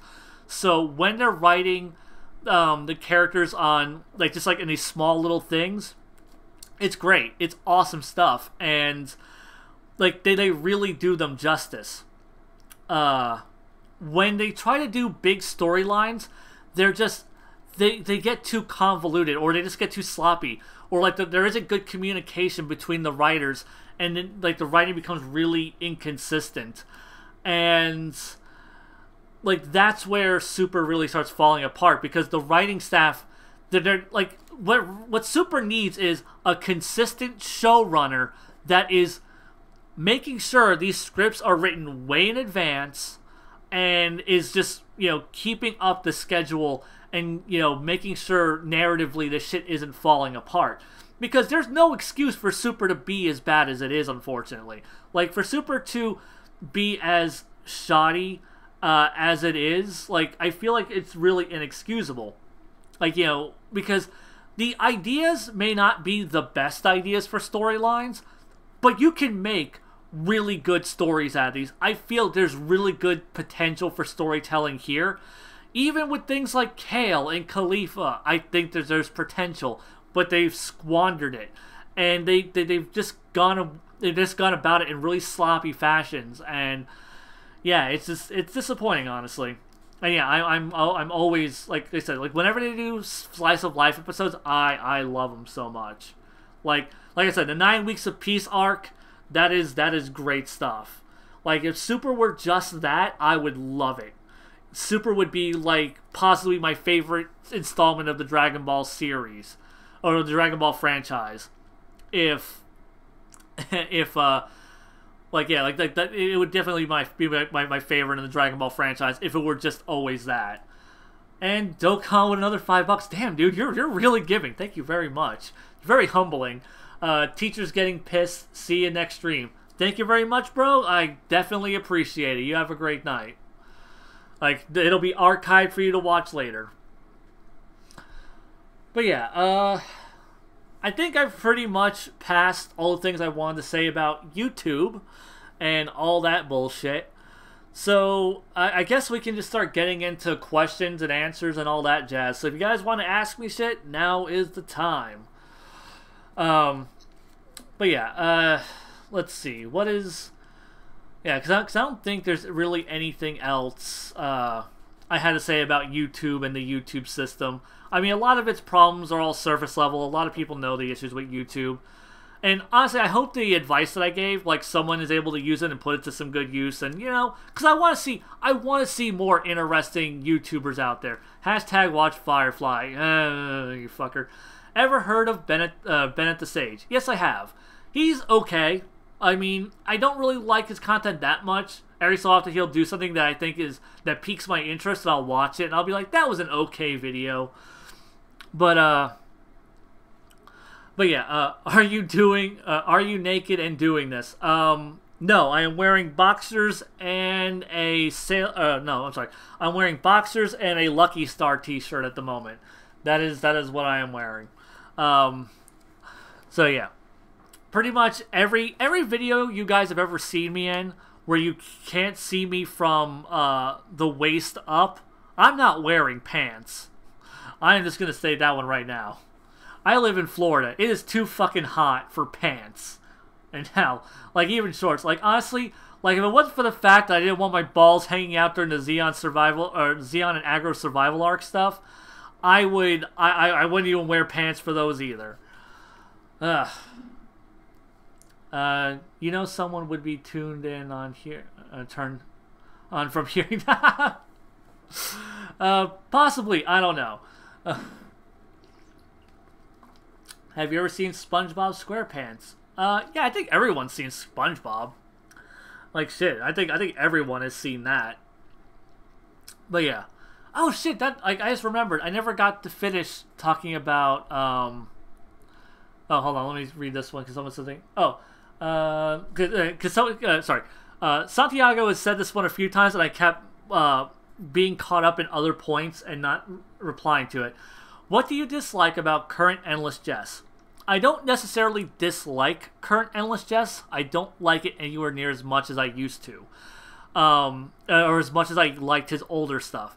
I feel he became really inconsistent. His videos got a lot... Some of his videos get like a lot weirder. Some of them are just kind of ranty videos. Some of his videos are like they're nowhere near as interesting as some... Because like... Things like his Cool Cat review is a fucking masterpiece. His Cool Cat review is awesome. Like, it's one of the greatest fucking things I've ever seen. His older stuff, when he was doing the Horseshoe Saga, like, if you have an interest in My Little Pony, I want you to look up Drowning in Horseshoes. He rebranded his channel as Manchild Inc., but... Look up Drowning in Horseshoes and look up his pony videos, because he did a thing called the Horseshoe Saga, and it is the greatest thing to ever fucking hit YouTube, where he did this big fucking weird character arc thing where like, you know, he was doing fully scripted videos, and like they start off kind of normal, and then they and I say kind of normal, and even like the very first of, technically if you want to start the Horseshoe Saga from the very, very beginning, you want to find his Cult Corona review of one of the older pony videos. Oh, is Gabby leaving? Oh, I'm sorry, Gabby, I missed it. Sorry. Go have breakfast. You have a great day. I'll talk to you later when we record the podcast. But yeah. Like the greatest thing though is this fucking Horseshoe Saga. If you like My Little Pony, and if you've ever, or even if you don't like My Little Pony, have you ever been curious what's the appeal of My Little Pony? If you ever wanted to see like why people would ever like My Little Pony, look up his videos. They are fascinating. They're really informative. They're fucking hilarious, and they are just the greatest thing to ever fucking hit YouTube. Let's see. So yeah, that's my that's like my thing though. Like current Endless Jest isn't bad. It's just he's really hit and miss for me these days. His videos got so esoteric that they just didn't appeal to me like they used to. So yeah, what's next? Do you have any scores that Sumitomo have? Oh, what is it? Do you have any scores that have... Oh, I'm assuming do I have any opinions on the scores that he's created? I don't know. I don't really like Sumitomo's score. It's gotten a lot better, but I don't really care for it that much. I think it just mostly bleeds into the background, and it's just kind of bland and like noticeable. So yeah, no, I don't really care for Sumitomo's score at all. There's like maybe 3 tracks that I think are like, yeah, that's a pretty good beat, and the rest of it's just kind of garbage. Have you watched Nichijou? Nope, I have not watched Nichijou. I have not seen it. I know I should. It's on my list, but I haven't seen it. Have you seen Railgun / Index? No, I haven't. I know what it is. Never had enough interest in seeing it. Let's see, which cartoon themes can you sing by heart? Shit. Like, from beginning to end, I don't know, honestly. Like, if I were listening to it, I could probably get, like, into the rhythm of it. But, like the Pokemon theme. I'm pretty sure I could belt out the entire Pokemon theme. Like half of the Rescue Rangers theme, because that's the thing, like it's remembering all the lyrics and the order that they go in is my problem. Like the Rescue Rangers theme, like I can do most of that. I can do almost all of the Darkwing Duck theme, but like I forget the order that shit goes in. So yeah, so yeah. I mean, there are plenty of cartoon theme songs. Like hell, every so often, Aggro and I will break out the old American card captors theme. Wind, rain, shadow, wood, sword, thunder, power, sleep, card captors of the cloud, expected, unexpected now. So yeah, like he and I will bust that one out every so often. So yeah, I don't know. There's a few. Do the Yu-Gi-Oh theme. The Yu-Gi-Oh theme that has no fucking lyrics. Sing the Nisei Monogatari theme. Yeah, because I know Japanese. I sound like a guy who knows Japanese at all. So yeah, send me good questions, because I'm not going to just read any random question at this point. Oh, Freakazoid is definitely one I know. Super Teen Extraordinaire. Freakazoid, runs around in underwear. Freakazoid. Yeah, no, I love Freakazoid. That one, that's just a great theme. Like, I've sung that at work a couple of times. Okay, have you seen Seven Deadly Sins on Netflix? I've seen some of it. I thought it was pretty unmemorable, and I didn't bother watching more. I watched, I think, 4 episodes for a Weeaboots podcast. If you want to know exactly what I think of it, then yeah. If you want to know exactly what I think of it, that's it. Like that, I didn't really care for Seven Deadly Sins. Hey, my Dokkan journey. Are you happy with your place on YouTube? Yeah, I saw you asking me this one a few times, and I got caught up doing other things, so I didn't get to respond at the time. Am I happy with my place in YouTube? I have to say no. I mean, because I would love to be in a, like, honestly, my ideal situation is completely unrealistic, but would just be to make enough money on YouTube to where I either don't have to work another job or not have to work a job as frequently, so I can make the kind of content I really want to make. Doing scripted videos is really where I want to be at, and I used to do them, and it sucks too because back when I had the time to do them, I was able to crank them out a bit easier, mostly because I wasn't as picky as I am now, and the topics I were doing were easier to write about. But yeah, it's, man, like I wish I could. I'm happy with your content. Thank you. I really appreciate that. But yeah, I mean, I'm fine with the content I make. Like every vlog I do, I'm not ashamed that I've ever made a vlog, because I like watching vlogs. Like when Digibro does a vlog, I'm always like, oh, cool Digibro vlog. Best guy ever. I like watching his vlogs. You know, I mean, he puts editing and stuff into them, but even if he didn't put editing into them, I still think they were worth watching, usually. Max Landis, fucking awesome dude. Not actually a YouTuber by trade, but he is, you know, he is definitely, like, I love watching his vlogs. But yeah, like, with my vlogs, though, I never feel bad about them, because I always feel like when I'm doing a vlog, it is with, like, I have an intention behind it. Like, you know, I'm not just doing some sort of, let me do this topic that people want to hear me talk about because it's going to get views. It's, I have something to say about this topic, let me make a video about it. Like 2 of the videos, okay, like I said earlier, I recorded 3 vlogs before this.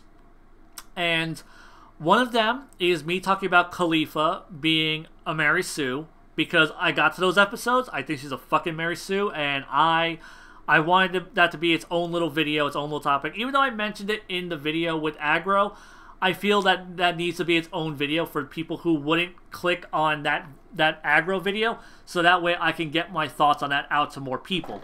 Oh, shit. I have, like, so many fucking water bottles spreading around my room, I'm just knocking them off of tables and shit. And another one is, like, about the Death Note anime, because people keep asking me why I don't like the Death Note anime that much, or like what my issues with the Death Note anime are. So I finally sat down and I did a vlog about that one to get that one out there, since I just did that really positive video on the, well, not really positive, but fairly positive video on the Death Note Netflix movie, which I still hold to my opinions on that. I enjoy it. I think there's a lot to like about it.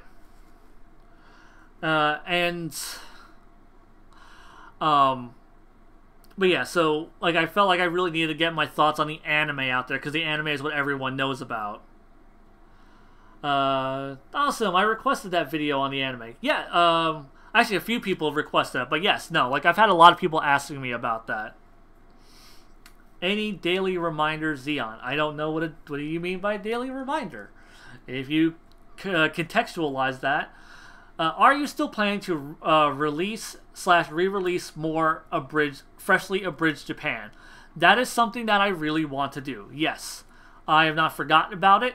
I just need to like work on other things first. 2017 ended up being kind of a clusterfuck year for me. So I've been busy working. Like I said, I was sick. I went through like a bout of depression. Came out of that. Then I had other medical issues. Then I had like another bout of depression. So it's not always sunshine and rainbows, kids. So yeah, yeah, I do really want to go back and because I've already spoken to the people I had voice in it, like the people I had like the voice actors who were in it. Oh damn, how are you holding up? I'm doing fine right now. I just joined the gym. I mean, honestly, like technically I'm not holding up too well because I'm in Florida and Hurricane Irma could sweep my ass away and I could be dead next week. So fuck if I know. Like as far as I know, I'm okay right now. Like I just joined a gym, so I'm working out. I'm feeling really good from that. That, you know, I mean my muscles are sore, but like, you know, it feels really good to do all that shit. But what was I gonna say? But yeah, like I have like Hurricane Irma heading my way. What do you do for a living? What part of Florida do you live in? I will never really... Okay, things I will not answer are things that... I'm going to say this right now. I've said this before, but... like, I won't answer, like, certain personal questions. I won't answer things about, like, where I work, where I live, things like that. Like, I try to... Because I do... Like, I want to keep elements of my personal life separate. So yeah, like I mean, if it's like a dumb personal like question, I don't mind asking that. Like some dude was asking earlier, it's like, you know, do you like to eat pussy? It's like, yes, because like, yeah, that's like not like a personal thing that I you know, that doesn't tell you anything about my life. You know, that keeps those two things separate. Work? I thought you did YouTube full time. Oh man, you don't know how YouTube works if you think this is a full-time job. Fuck no. Fuck no. But yeah, what was I going to... I felt like I was going to say... Oh, right. Yeah, wait a second. Someone said about the hurricane. Are you lifting because the hurricane is coming? No. Those are just completely just complete coincidences. So what was I going to say? Right. So yeah, I had that fucking wicked ass hurricane heading my way. I'm in the Panhandle. I'll tell you that much. I'm in the Panhandle. So there's a good chance it might miss me. It might, or it just might graze me. Or it could just swing my way and just hit me straight fucking on. I don't know. Hopefully, if it does hit me straight on, it'll be a Category 2 or 3. I can handle a 2 or a 3. I don't give a fuck about a Category 3 hurricane. Category 3 hurricane means I don't have to go to work. And I might not have power for a day. And I can just sit and read books by friggin' lamplight. That's fine by me. Category 4 or 5, I start getting concerned. Especially because I live really close to the coastline. Hey Zeon, how do you feel about the 2012 presidential election? Which one was that? I'd say that was one Obama won, right? I mean, I voted for Obama, so I mean, yeah, I'm fine with that one. Like it was him or Romney, right? So I mean, I sure shit wasn't gonna vote for Romney. Shit. So yeah, no, I was content with the 2016 or the 2012 election. Or was it 2012? Yeah, 2012. Yeah, okay, yeah, Obama, Romney. Yeah, Obama, Romney. Yeah, no, I fucking hated Romney. Like I had never actually voted until then because I'm one of those shitbags who's like, I don't care about the electoral system. I hated Romney so much, I fucking registered to vote just as a middle finger to him. Let's see. Then there was the 2016 election. Fuck that. Yeah, no, fuck that one. How do you feel about the 2008 U.S. That was the one before that. I mean, I was pro Obama in that one too. I think. I think that was. Who the fuck is texting me? You got. Oh, sorry. It's Bob from the Gigaboots asking me about evacuation plans for us. I will get back to him in a bit. See, that's how fucking serious this is, that I have friends texting me like about evacuation plans, because I might have to get the fuck out of town if this hurricane swings my way. But shit, what the hell? Oh yeah, yeah, the election with Obama. Let's see. How do you feel about Bush? Oh man, I didn't like Bush. I did not like Bush at all. Why the hell am I talking about politics? Honestly, like, I wasn't really heavily invested in politics at all for a really long time. Like, you know, like, I wasn't even old enough to vote until, like, the second election with Bush, I think.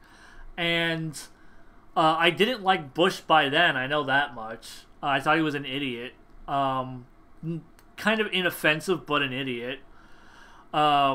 And then with Obama and the other dude, I was just like, whatever. Mitt Romney was the first time where I was just like, no, I hate that guy. I'm not voting for him. Fuck him.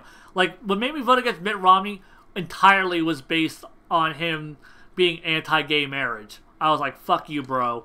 Like, stop trying to strip rights from people. Because I am a very equal rights kind of guy. Like, I don't like to see anybody get fucked on anything. Like, if something's allowed for one person, it should be allowed for everybody. And, like, so, yeah, like, with Mitt Romney, I was just like, man, fuck him. I immediately voted for Bush. Like, that made me go, and especially because my mother was, because my mother's a Christian woman, you know, it went against Christian values for gays to get married. So also to kind of spite her, I went and I voted for Obama. Which actually, I think she voted for Obama as well, because she didn't like the other guy. But, you know, I guess, you know, whatever. Do you watch Rick and Morty? No. I know it's great. I've heard nothing but great things. Like, every so often, Aggro forgets that every so often, Aggro will forget that I don't watch Rick and Morty.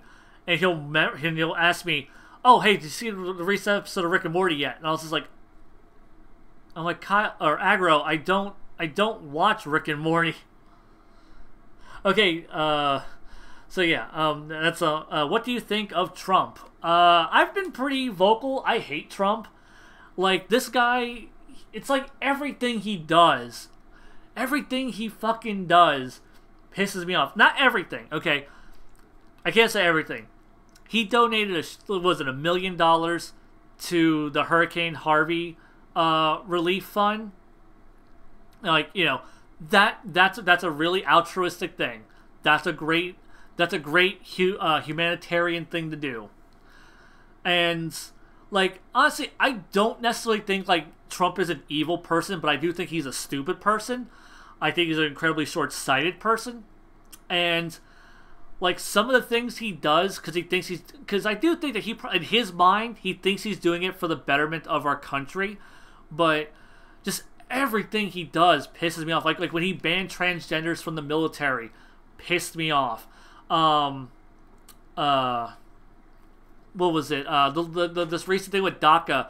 Like, I need to look into the whole DACA thing, because that doesn't sound too good either. But yeah, like, so, whenever And I know people are gonna be like, it's not a Muslim ban, but let's be real here. It was a fucking Muslim ban. I know the difference of what it actually is, but the intent behind it was to keep Muslims out of our countries because he was scared of them, and that's a real shit thing to do, because like I feel like Trump is really backpedaling culture, and we're instead of because I really felt like America was like that one of those few countries where we were more about acceptance, and we were making these strides to make women equal and to make gays equal, and to make black people equal, make all these minorities, like everyone who's ever felt ostracized, to feel more included and to not push people away. And Trump just I feel like Trump just spits in the face of those ideals. When you're pushing gay people, or not gay people, when you're pushing trans people out of the military, when you're keeping Muslims out of our country, when you're trying to build a wall to keep immigrants out from Mexico. Like, Jesus Christ, how many people are going to... Oh, okay, it's aggro. I'm going to just put this on silent until this is over. Jesus Christ. But yeah, what was I saying? No. But yeah, no, like I hate Trump. Yeah,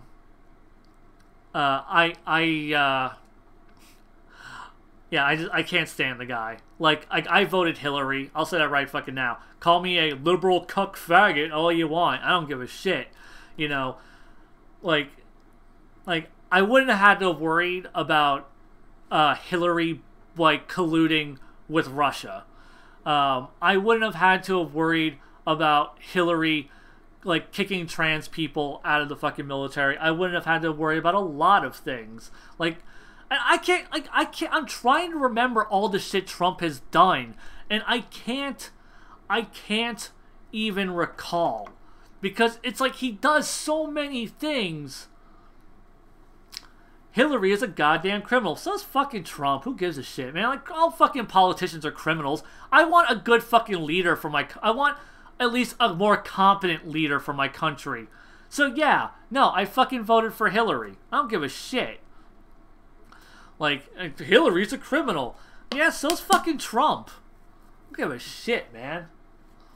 But yeah, yeah, I mean, and yes, let me say, yeah, both choices in the were awful. Yeah, no, both Hillary and, I'm gonna say right now, both Hillary and Trump were terrible choices, and fuck the DNC for fucking themselves hard, because the people wanted Bernie Sanders and they fucking picked Hillary because Hillary was more marketable, and that fucked them. They didn't go with the people's choice, and it fucked them hard. Those dumb motherfuckers. They picked the one candidate on the face of the planet. They picked the one fucking candidate on the face of the planet who could possibly lose to Donald Trump. God damn it. Well, fuck the DNC for that one. Like, for the record, I am neither a... like Bernie. I would have voted for Bernie in a heartbeat, man, because Bernie would have fucking swept that election. It would have been awesome. Because I really liked Bernie Sanders. I liked a lot of what he represented. And, I don't like a lot of what Trump represents. So, yeah, no, I like... they still haven't learned their lesson, lol. Hillary 2020 is still a thing. God, I hope not. Because I don't like Hillary. Like I said, I don't like her. She was just the lesser of two evils. It's like, you had a shady politician and a complete childish, idiotic fucking madman who's a fucking bigot on top of it. So yeah, no, of course I'm gonna choose the criminal over the immature, bigoted piece of shit. Ugh.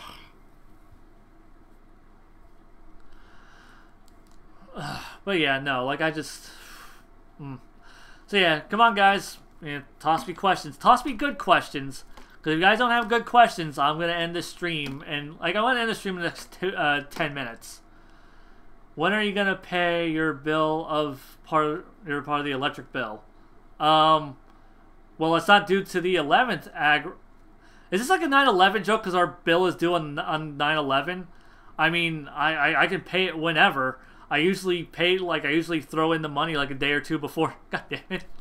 Here I am talking to my fucking roommate about paying the fucking bills. Instead of answering other questions. Are you interested in any video games right now? Let's see. I play Puyo Puyo Tetris at work all the damn time. I play Sonic Mania when I feel like it, whenever I'm just like, pretty much like if I'm going to play a video game, it's probably going to be Sonic Mania. Like, I haven't had a game recently come out that I really, really want to play. Like, I should really play more Splatoon, because Splatoon's awesome, and I love Splatoon. Okay, so, Justin Dysinger, whatever, okay, the guy who keeps asking me about presidential elections, dude, I don't follow politics, and I really don't give a shit. Like, this election year is the year where I actually started, this is the election where I actually started giving a shit about politics. So don't ask me political questions, because I can't answer them. Like, this is the year where I really started listening to politics. And the one thing I've learned about politics this year is the people who bitch about politicians the loudest are the people who know the least about politics, unfortunately.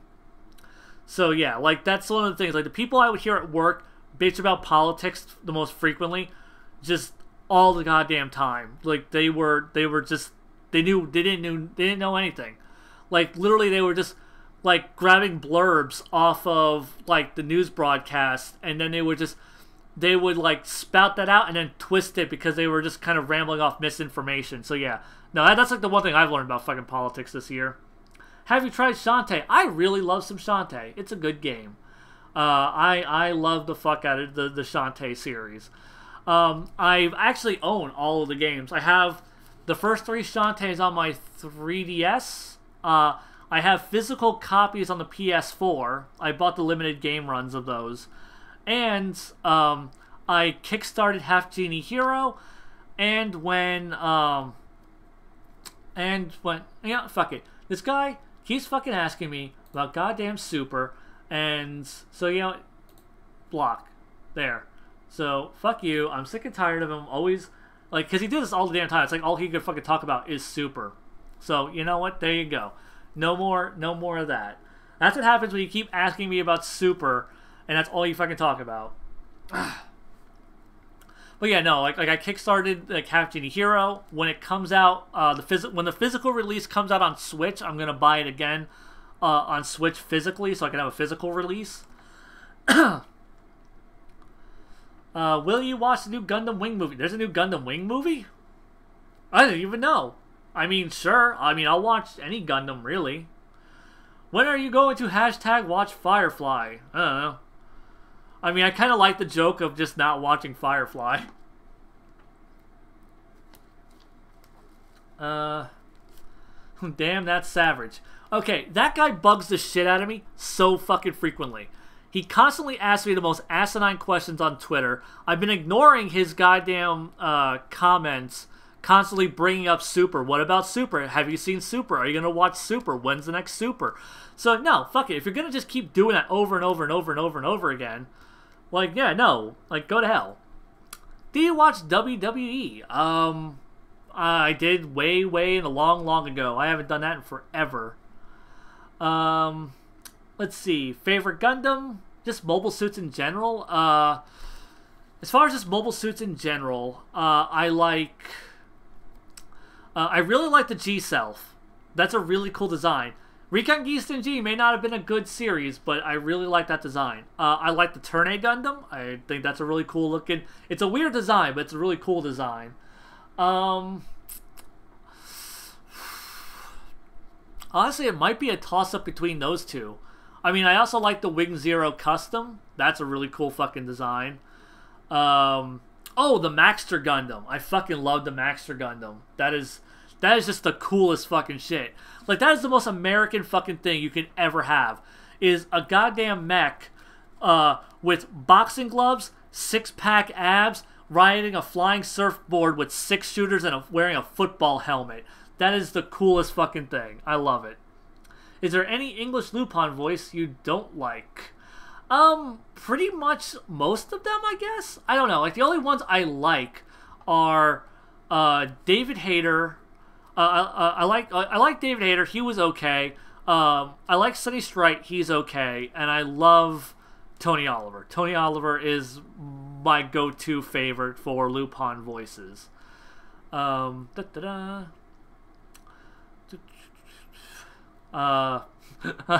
What's your ideal woman? One who's emotionally stable. I haven't found one yet, which is why I'm still single. Because, man, women be cray-cray, and those relationships fall apart fast. Have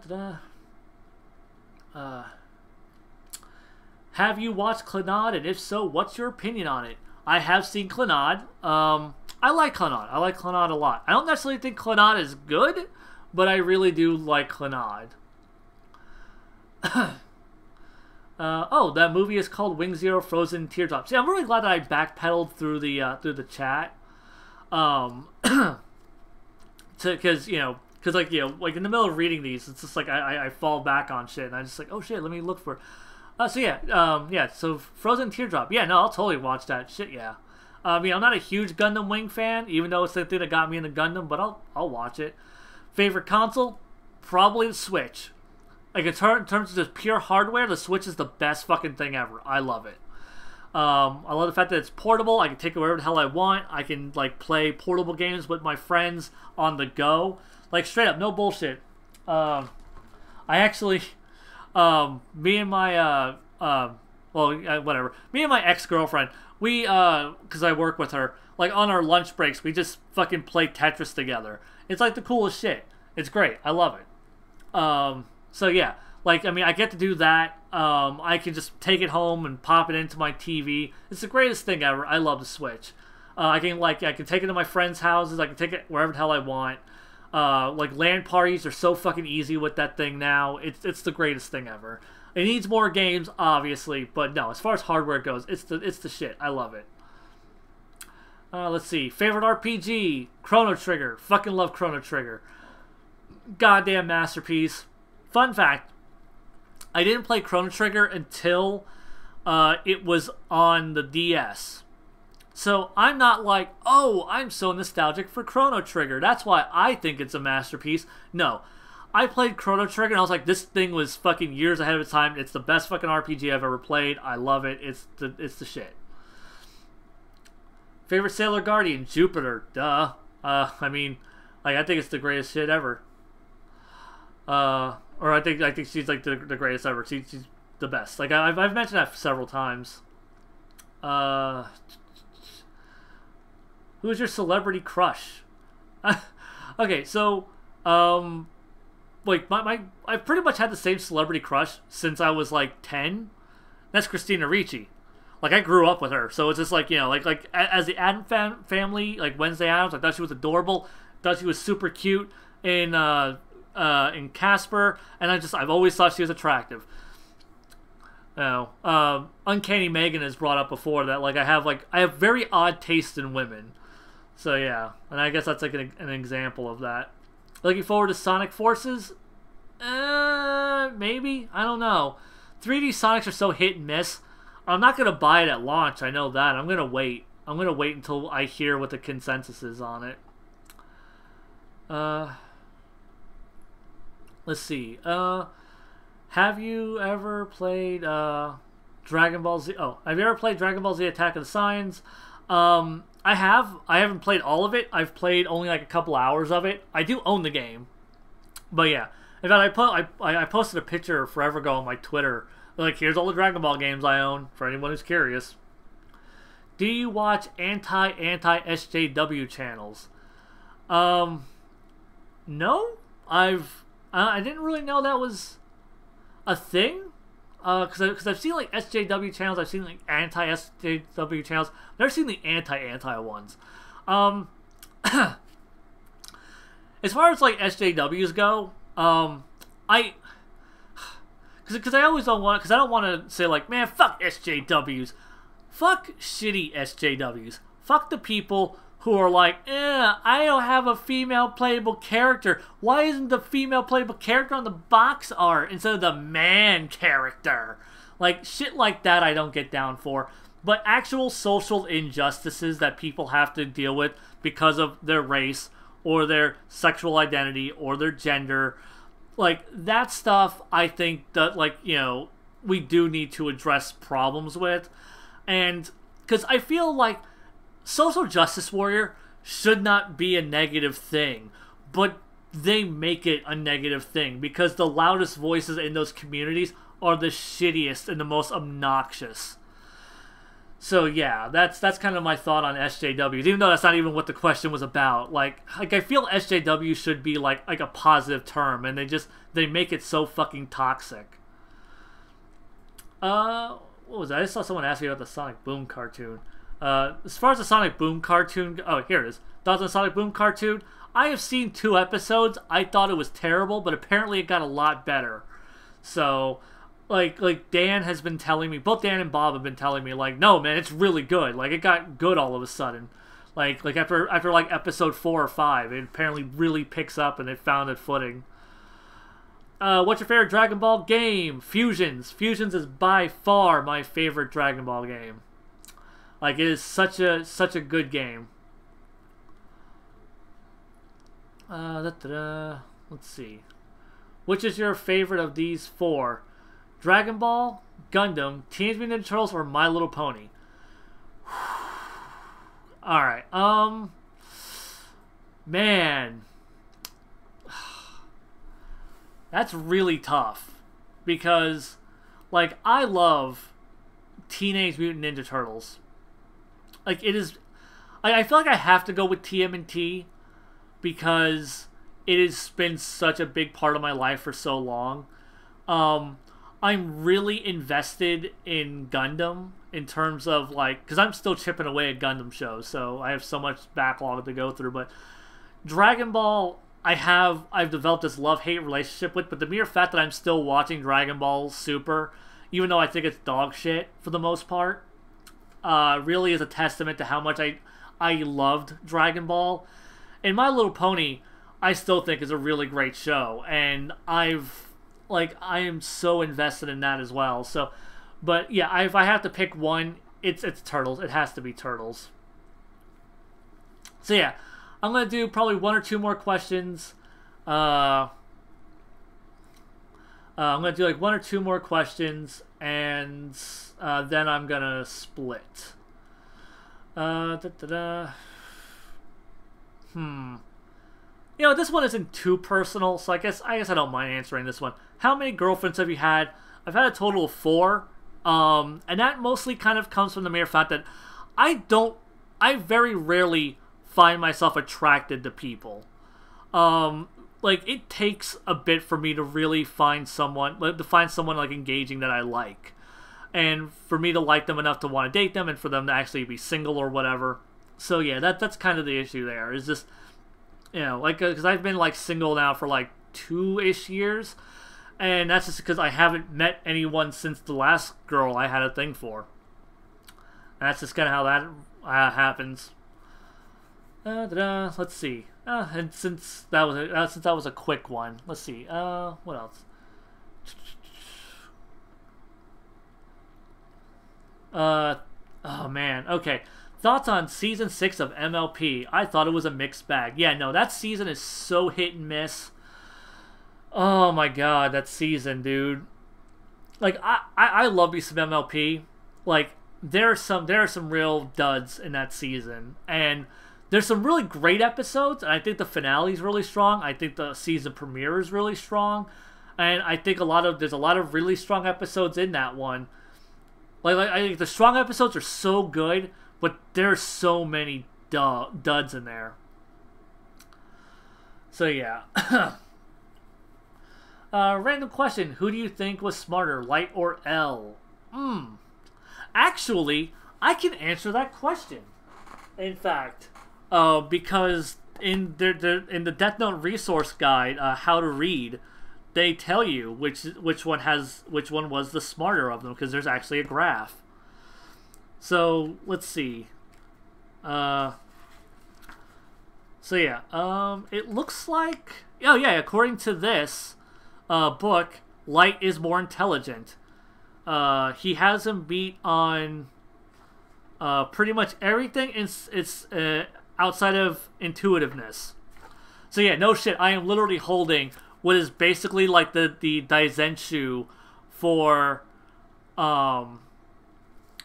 was like, this is literally like the Daizenshu for Death Note, and this is actually like information from Tsugumi Oba herself, which for those who don't know, Tsugumi Oba is the writer of Death Note.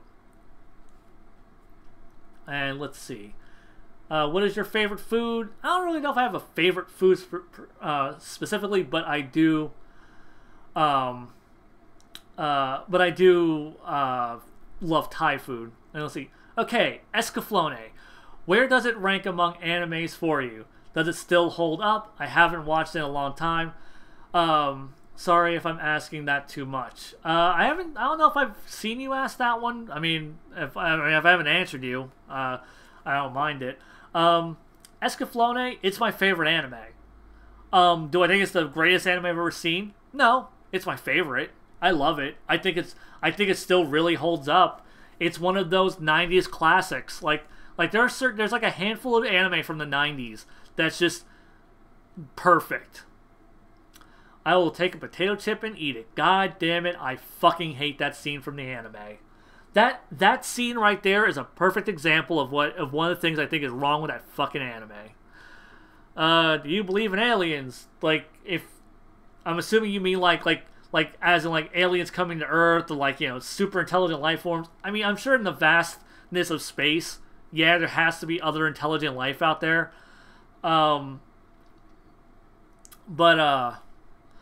Like, I don't think that there's.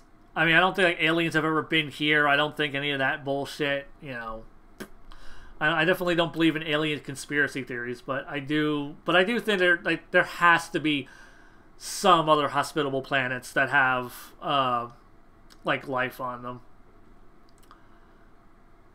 Let's see. What's the worst anime you've seen? I would say Master of Martial Arts. Like, it's such a weird one. It's such dog shit. I don't know. Then again, I feel like I've seen something that was worse than that. I feel like throughout the Weeaboos podcast, Dan and Bob have made me, specifically Dan, has made me watch worse things. Oh man, this is a heavy one. Oh man. I was gonna have the next one I answered be like the last one, but alright. What advice do you have for someone dealing with depression and suicidal ideations? Okay, it depends on the extent of your depression, because I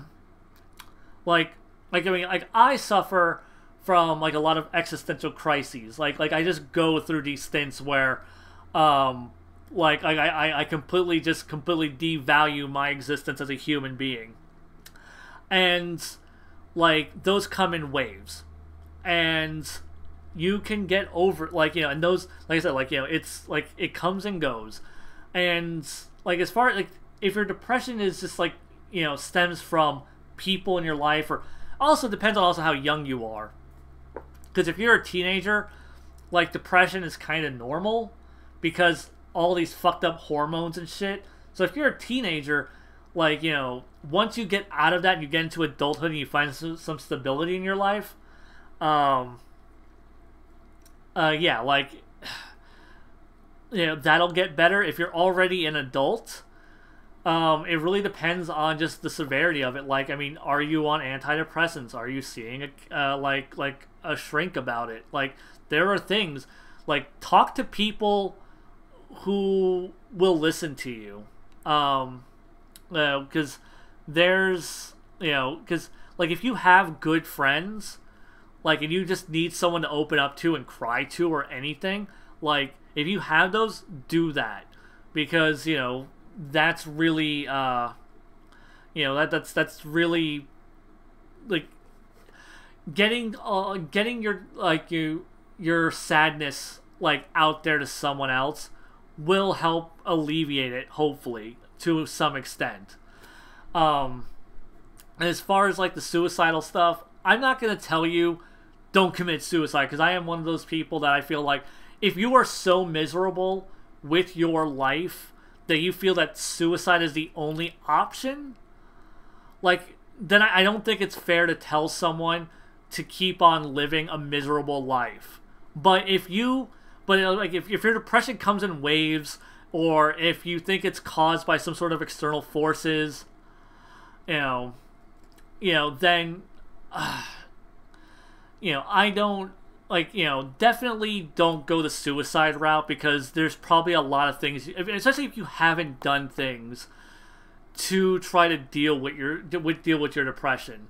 Like, I mean, like, if you feel like I said, like, if you feel that just, like, if the mere idea of living is just hell to you, it is torturous, I'm not gonna tell you don't kill yourself, because I feel like that is wrong, But I will say, like, don't jump into that decision, because what you're going through, you might be able to work through.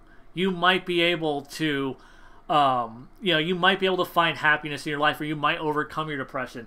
Yeah, sometimes depression is a bitch, and it can be really hard to get over, but if you can, you might be able to. Like, it's different for everyone.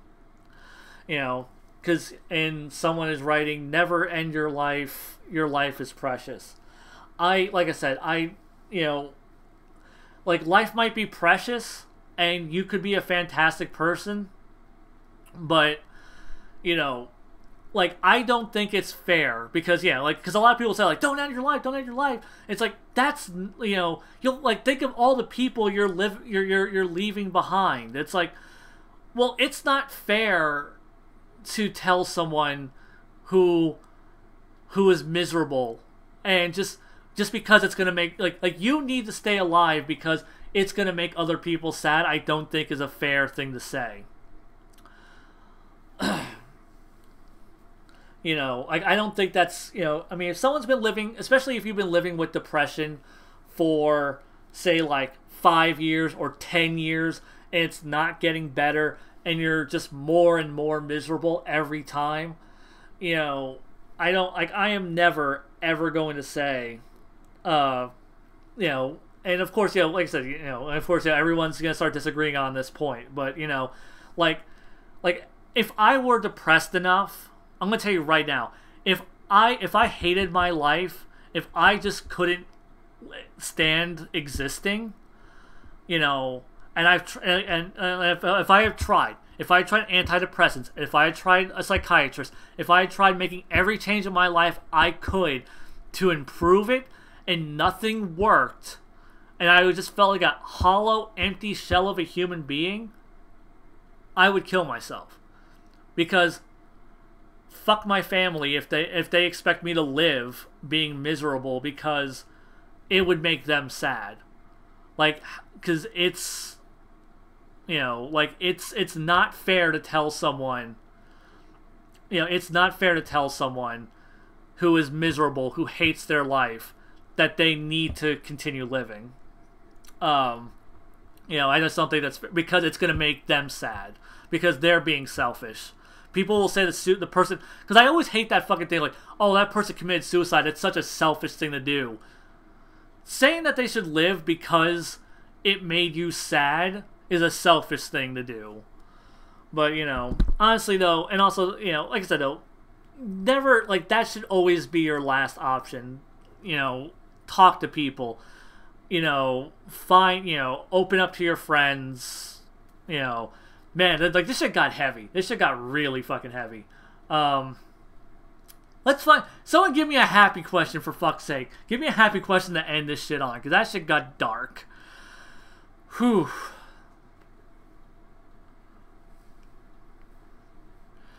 Alright.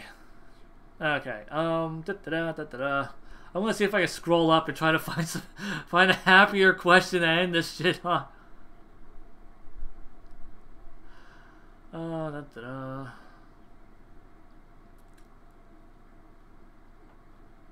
End the stream on a Broly joke.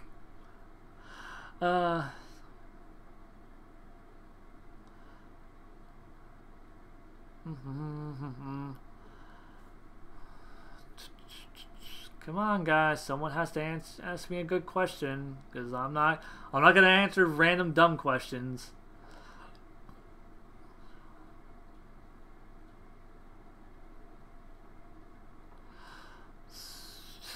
what is this? Escaflowne of the original Dragon Ball? Duh, Escaflowne. I'm not even gonna count that one. Sonic Mania thoughts. It's really goddamn good. It's probably the best 2D Sonic we've ever had.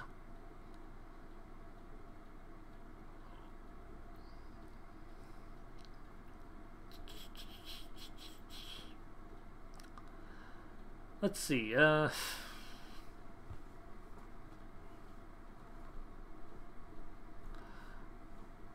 there we go.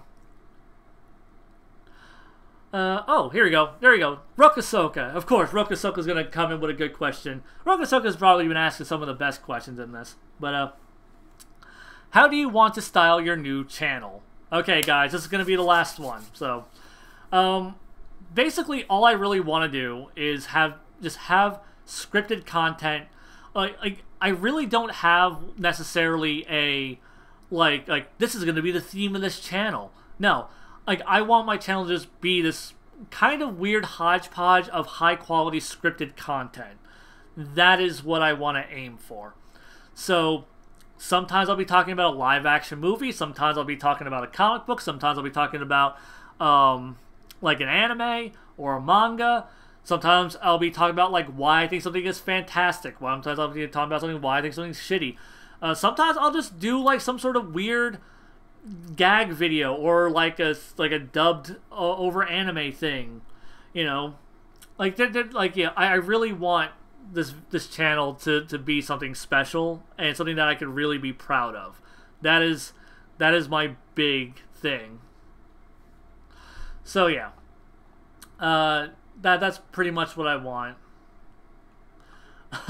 Oh no, someone just jumped in. It's still happening. Great. No, it's not. I'm just now wrapping up. Unless you have a last minute question you want to toss in, because I just answered my last question technically. Wait, what about? I've already answered how I met aggro. I've answered that shit before. Come on, people always ask me like some of the same questions. But yeah, all right. I'm gonna go ahead and wrap things up, guys. It's been fun. Hope you guys had a good time. What will the name be? It'll probably just be Hail Zeon.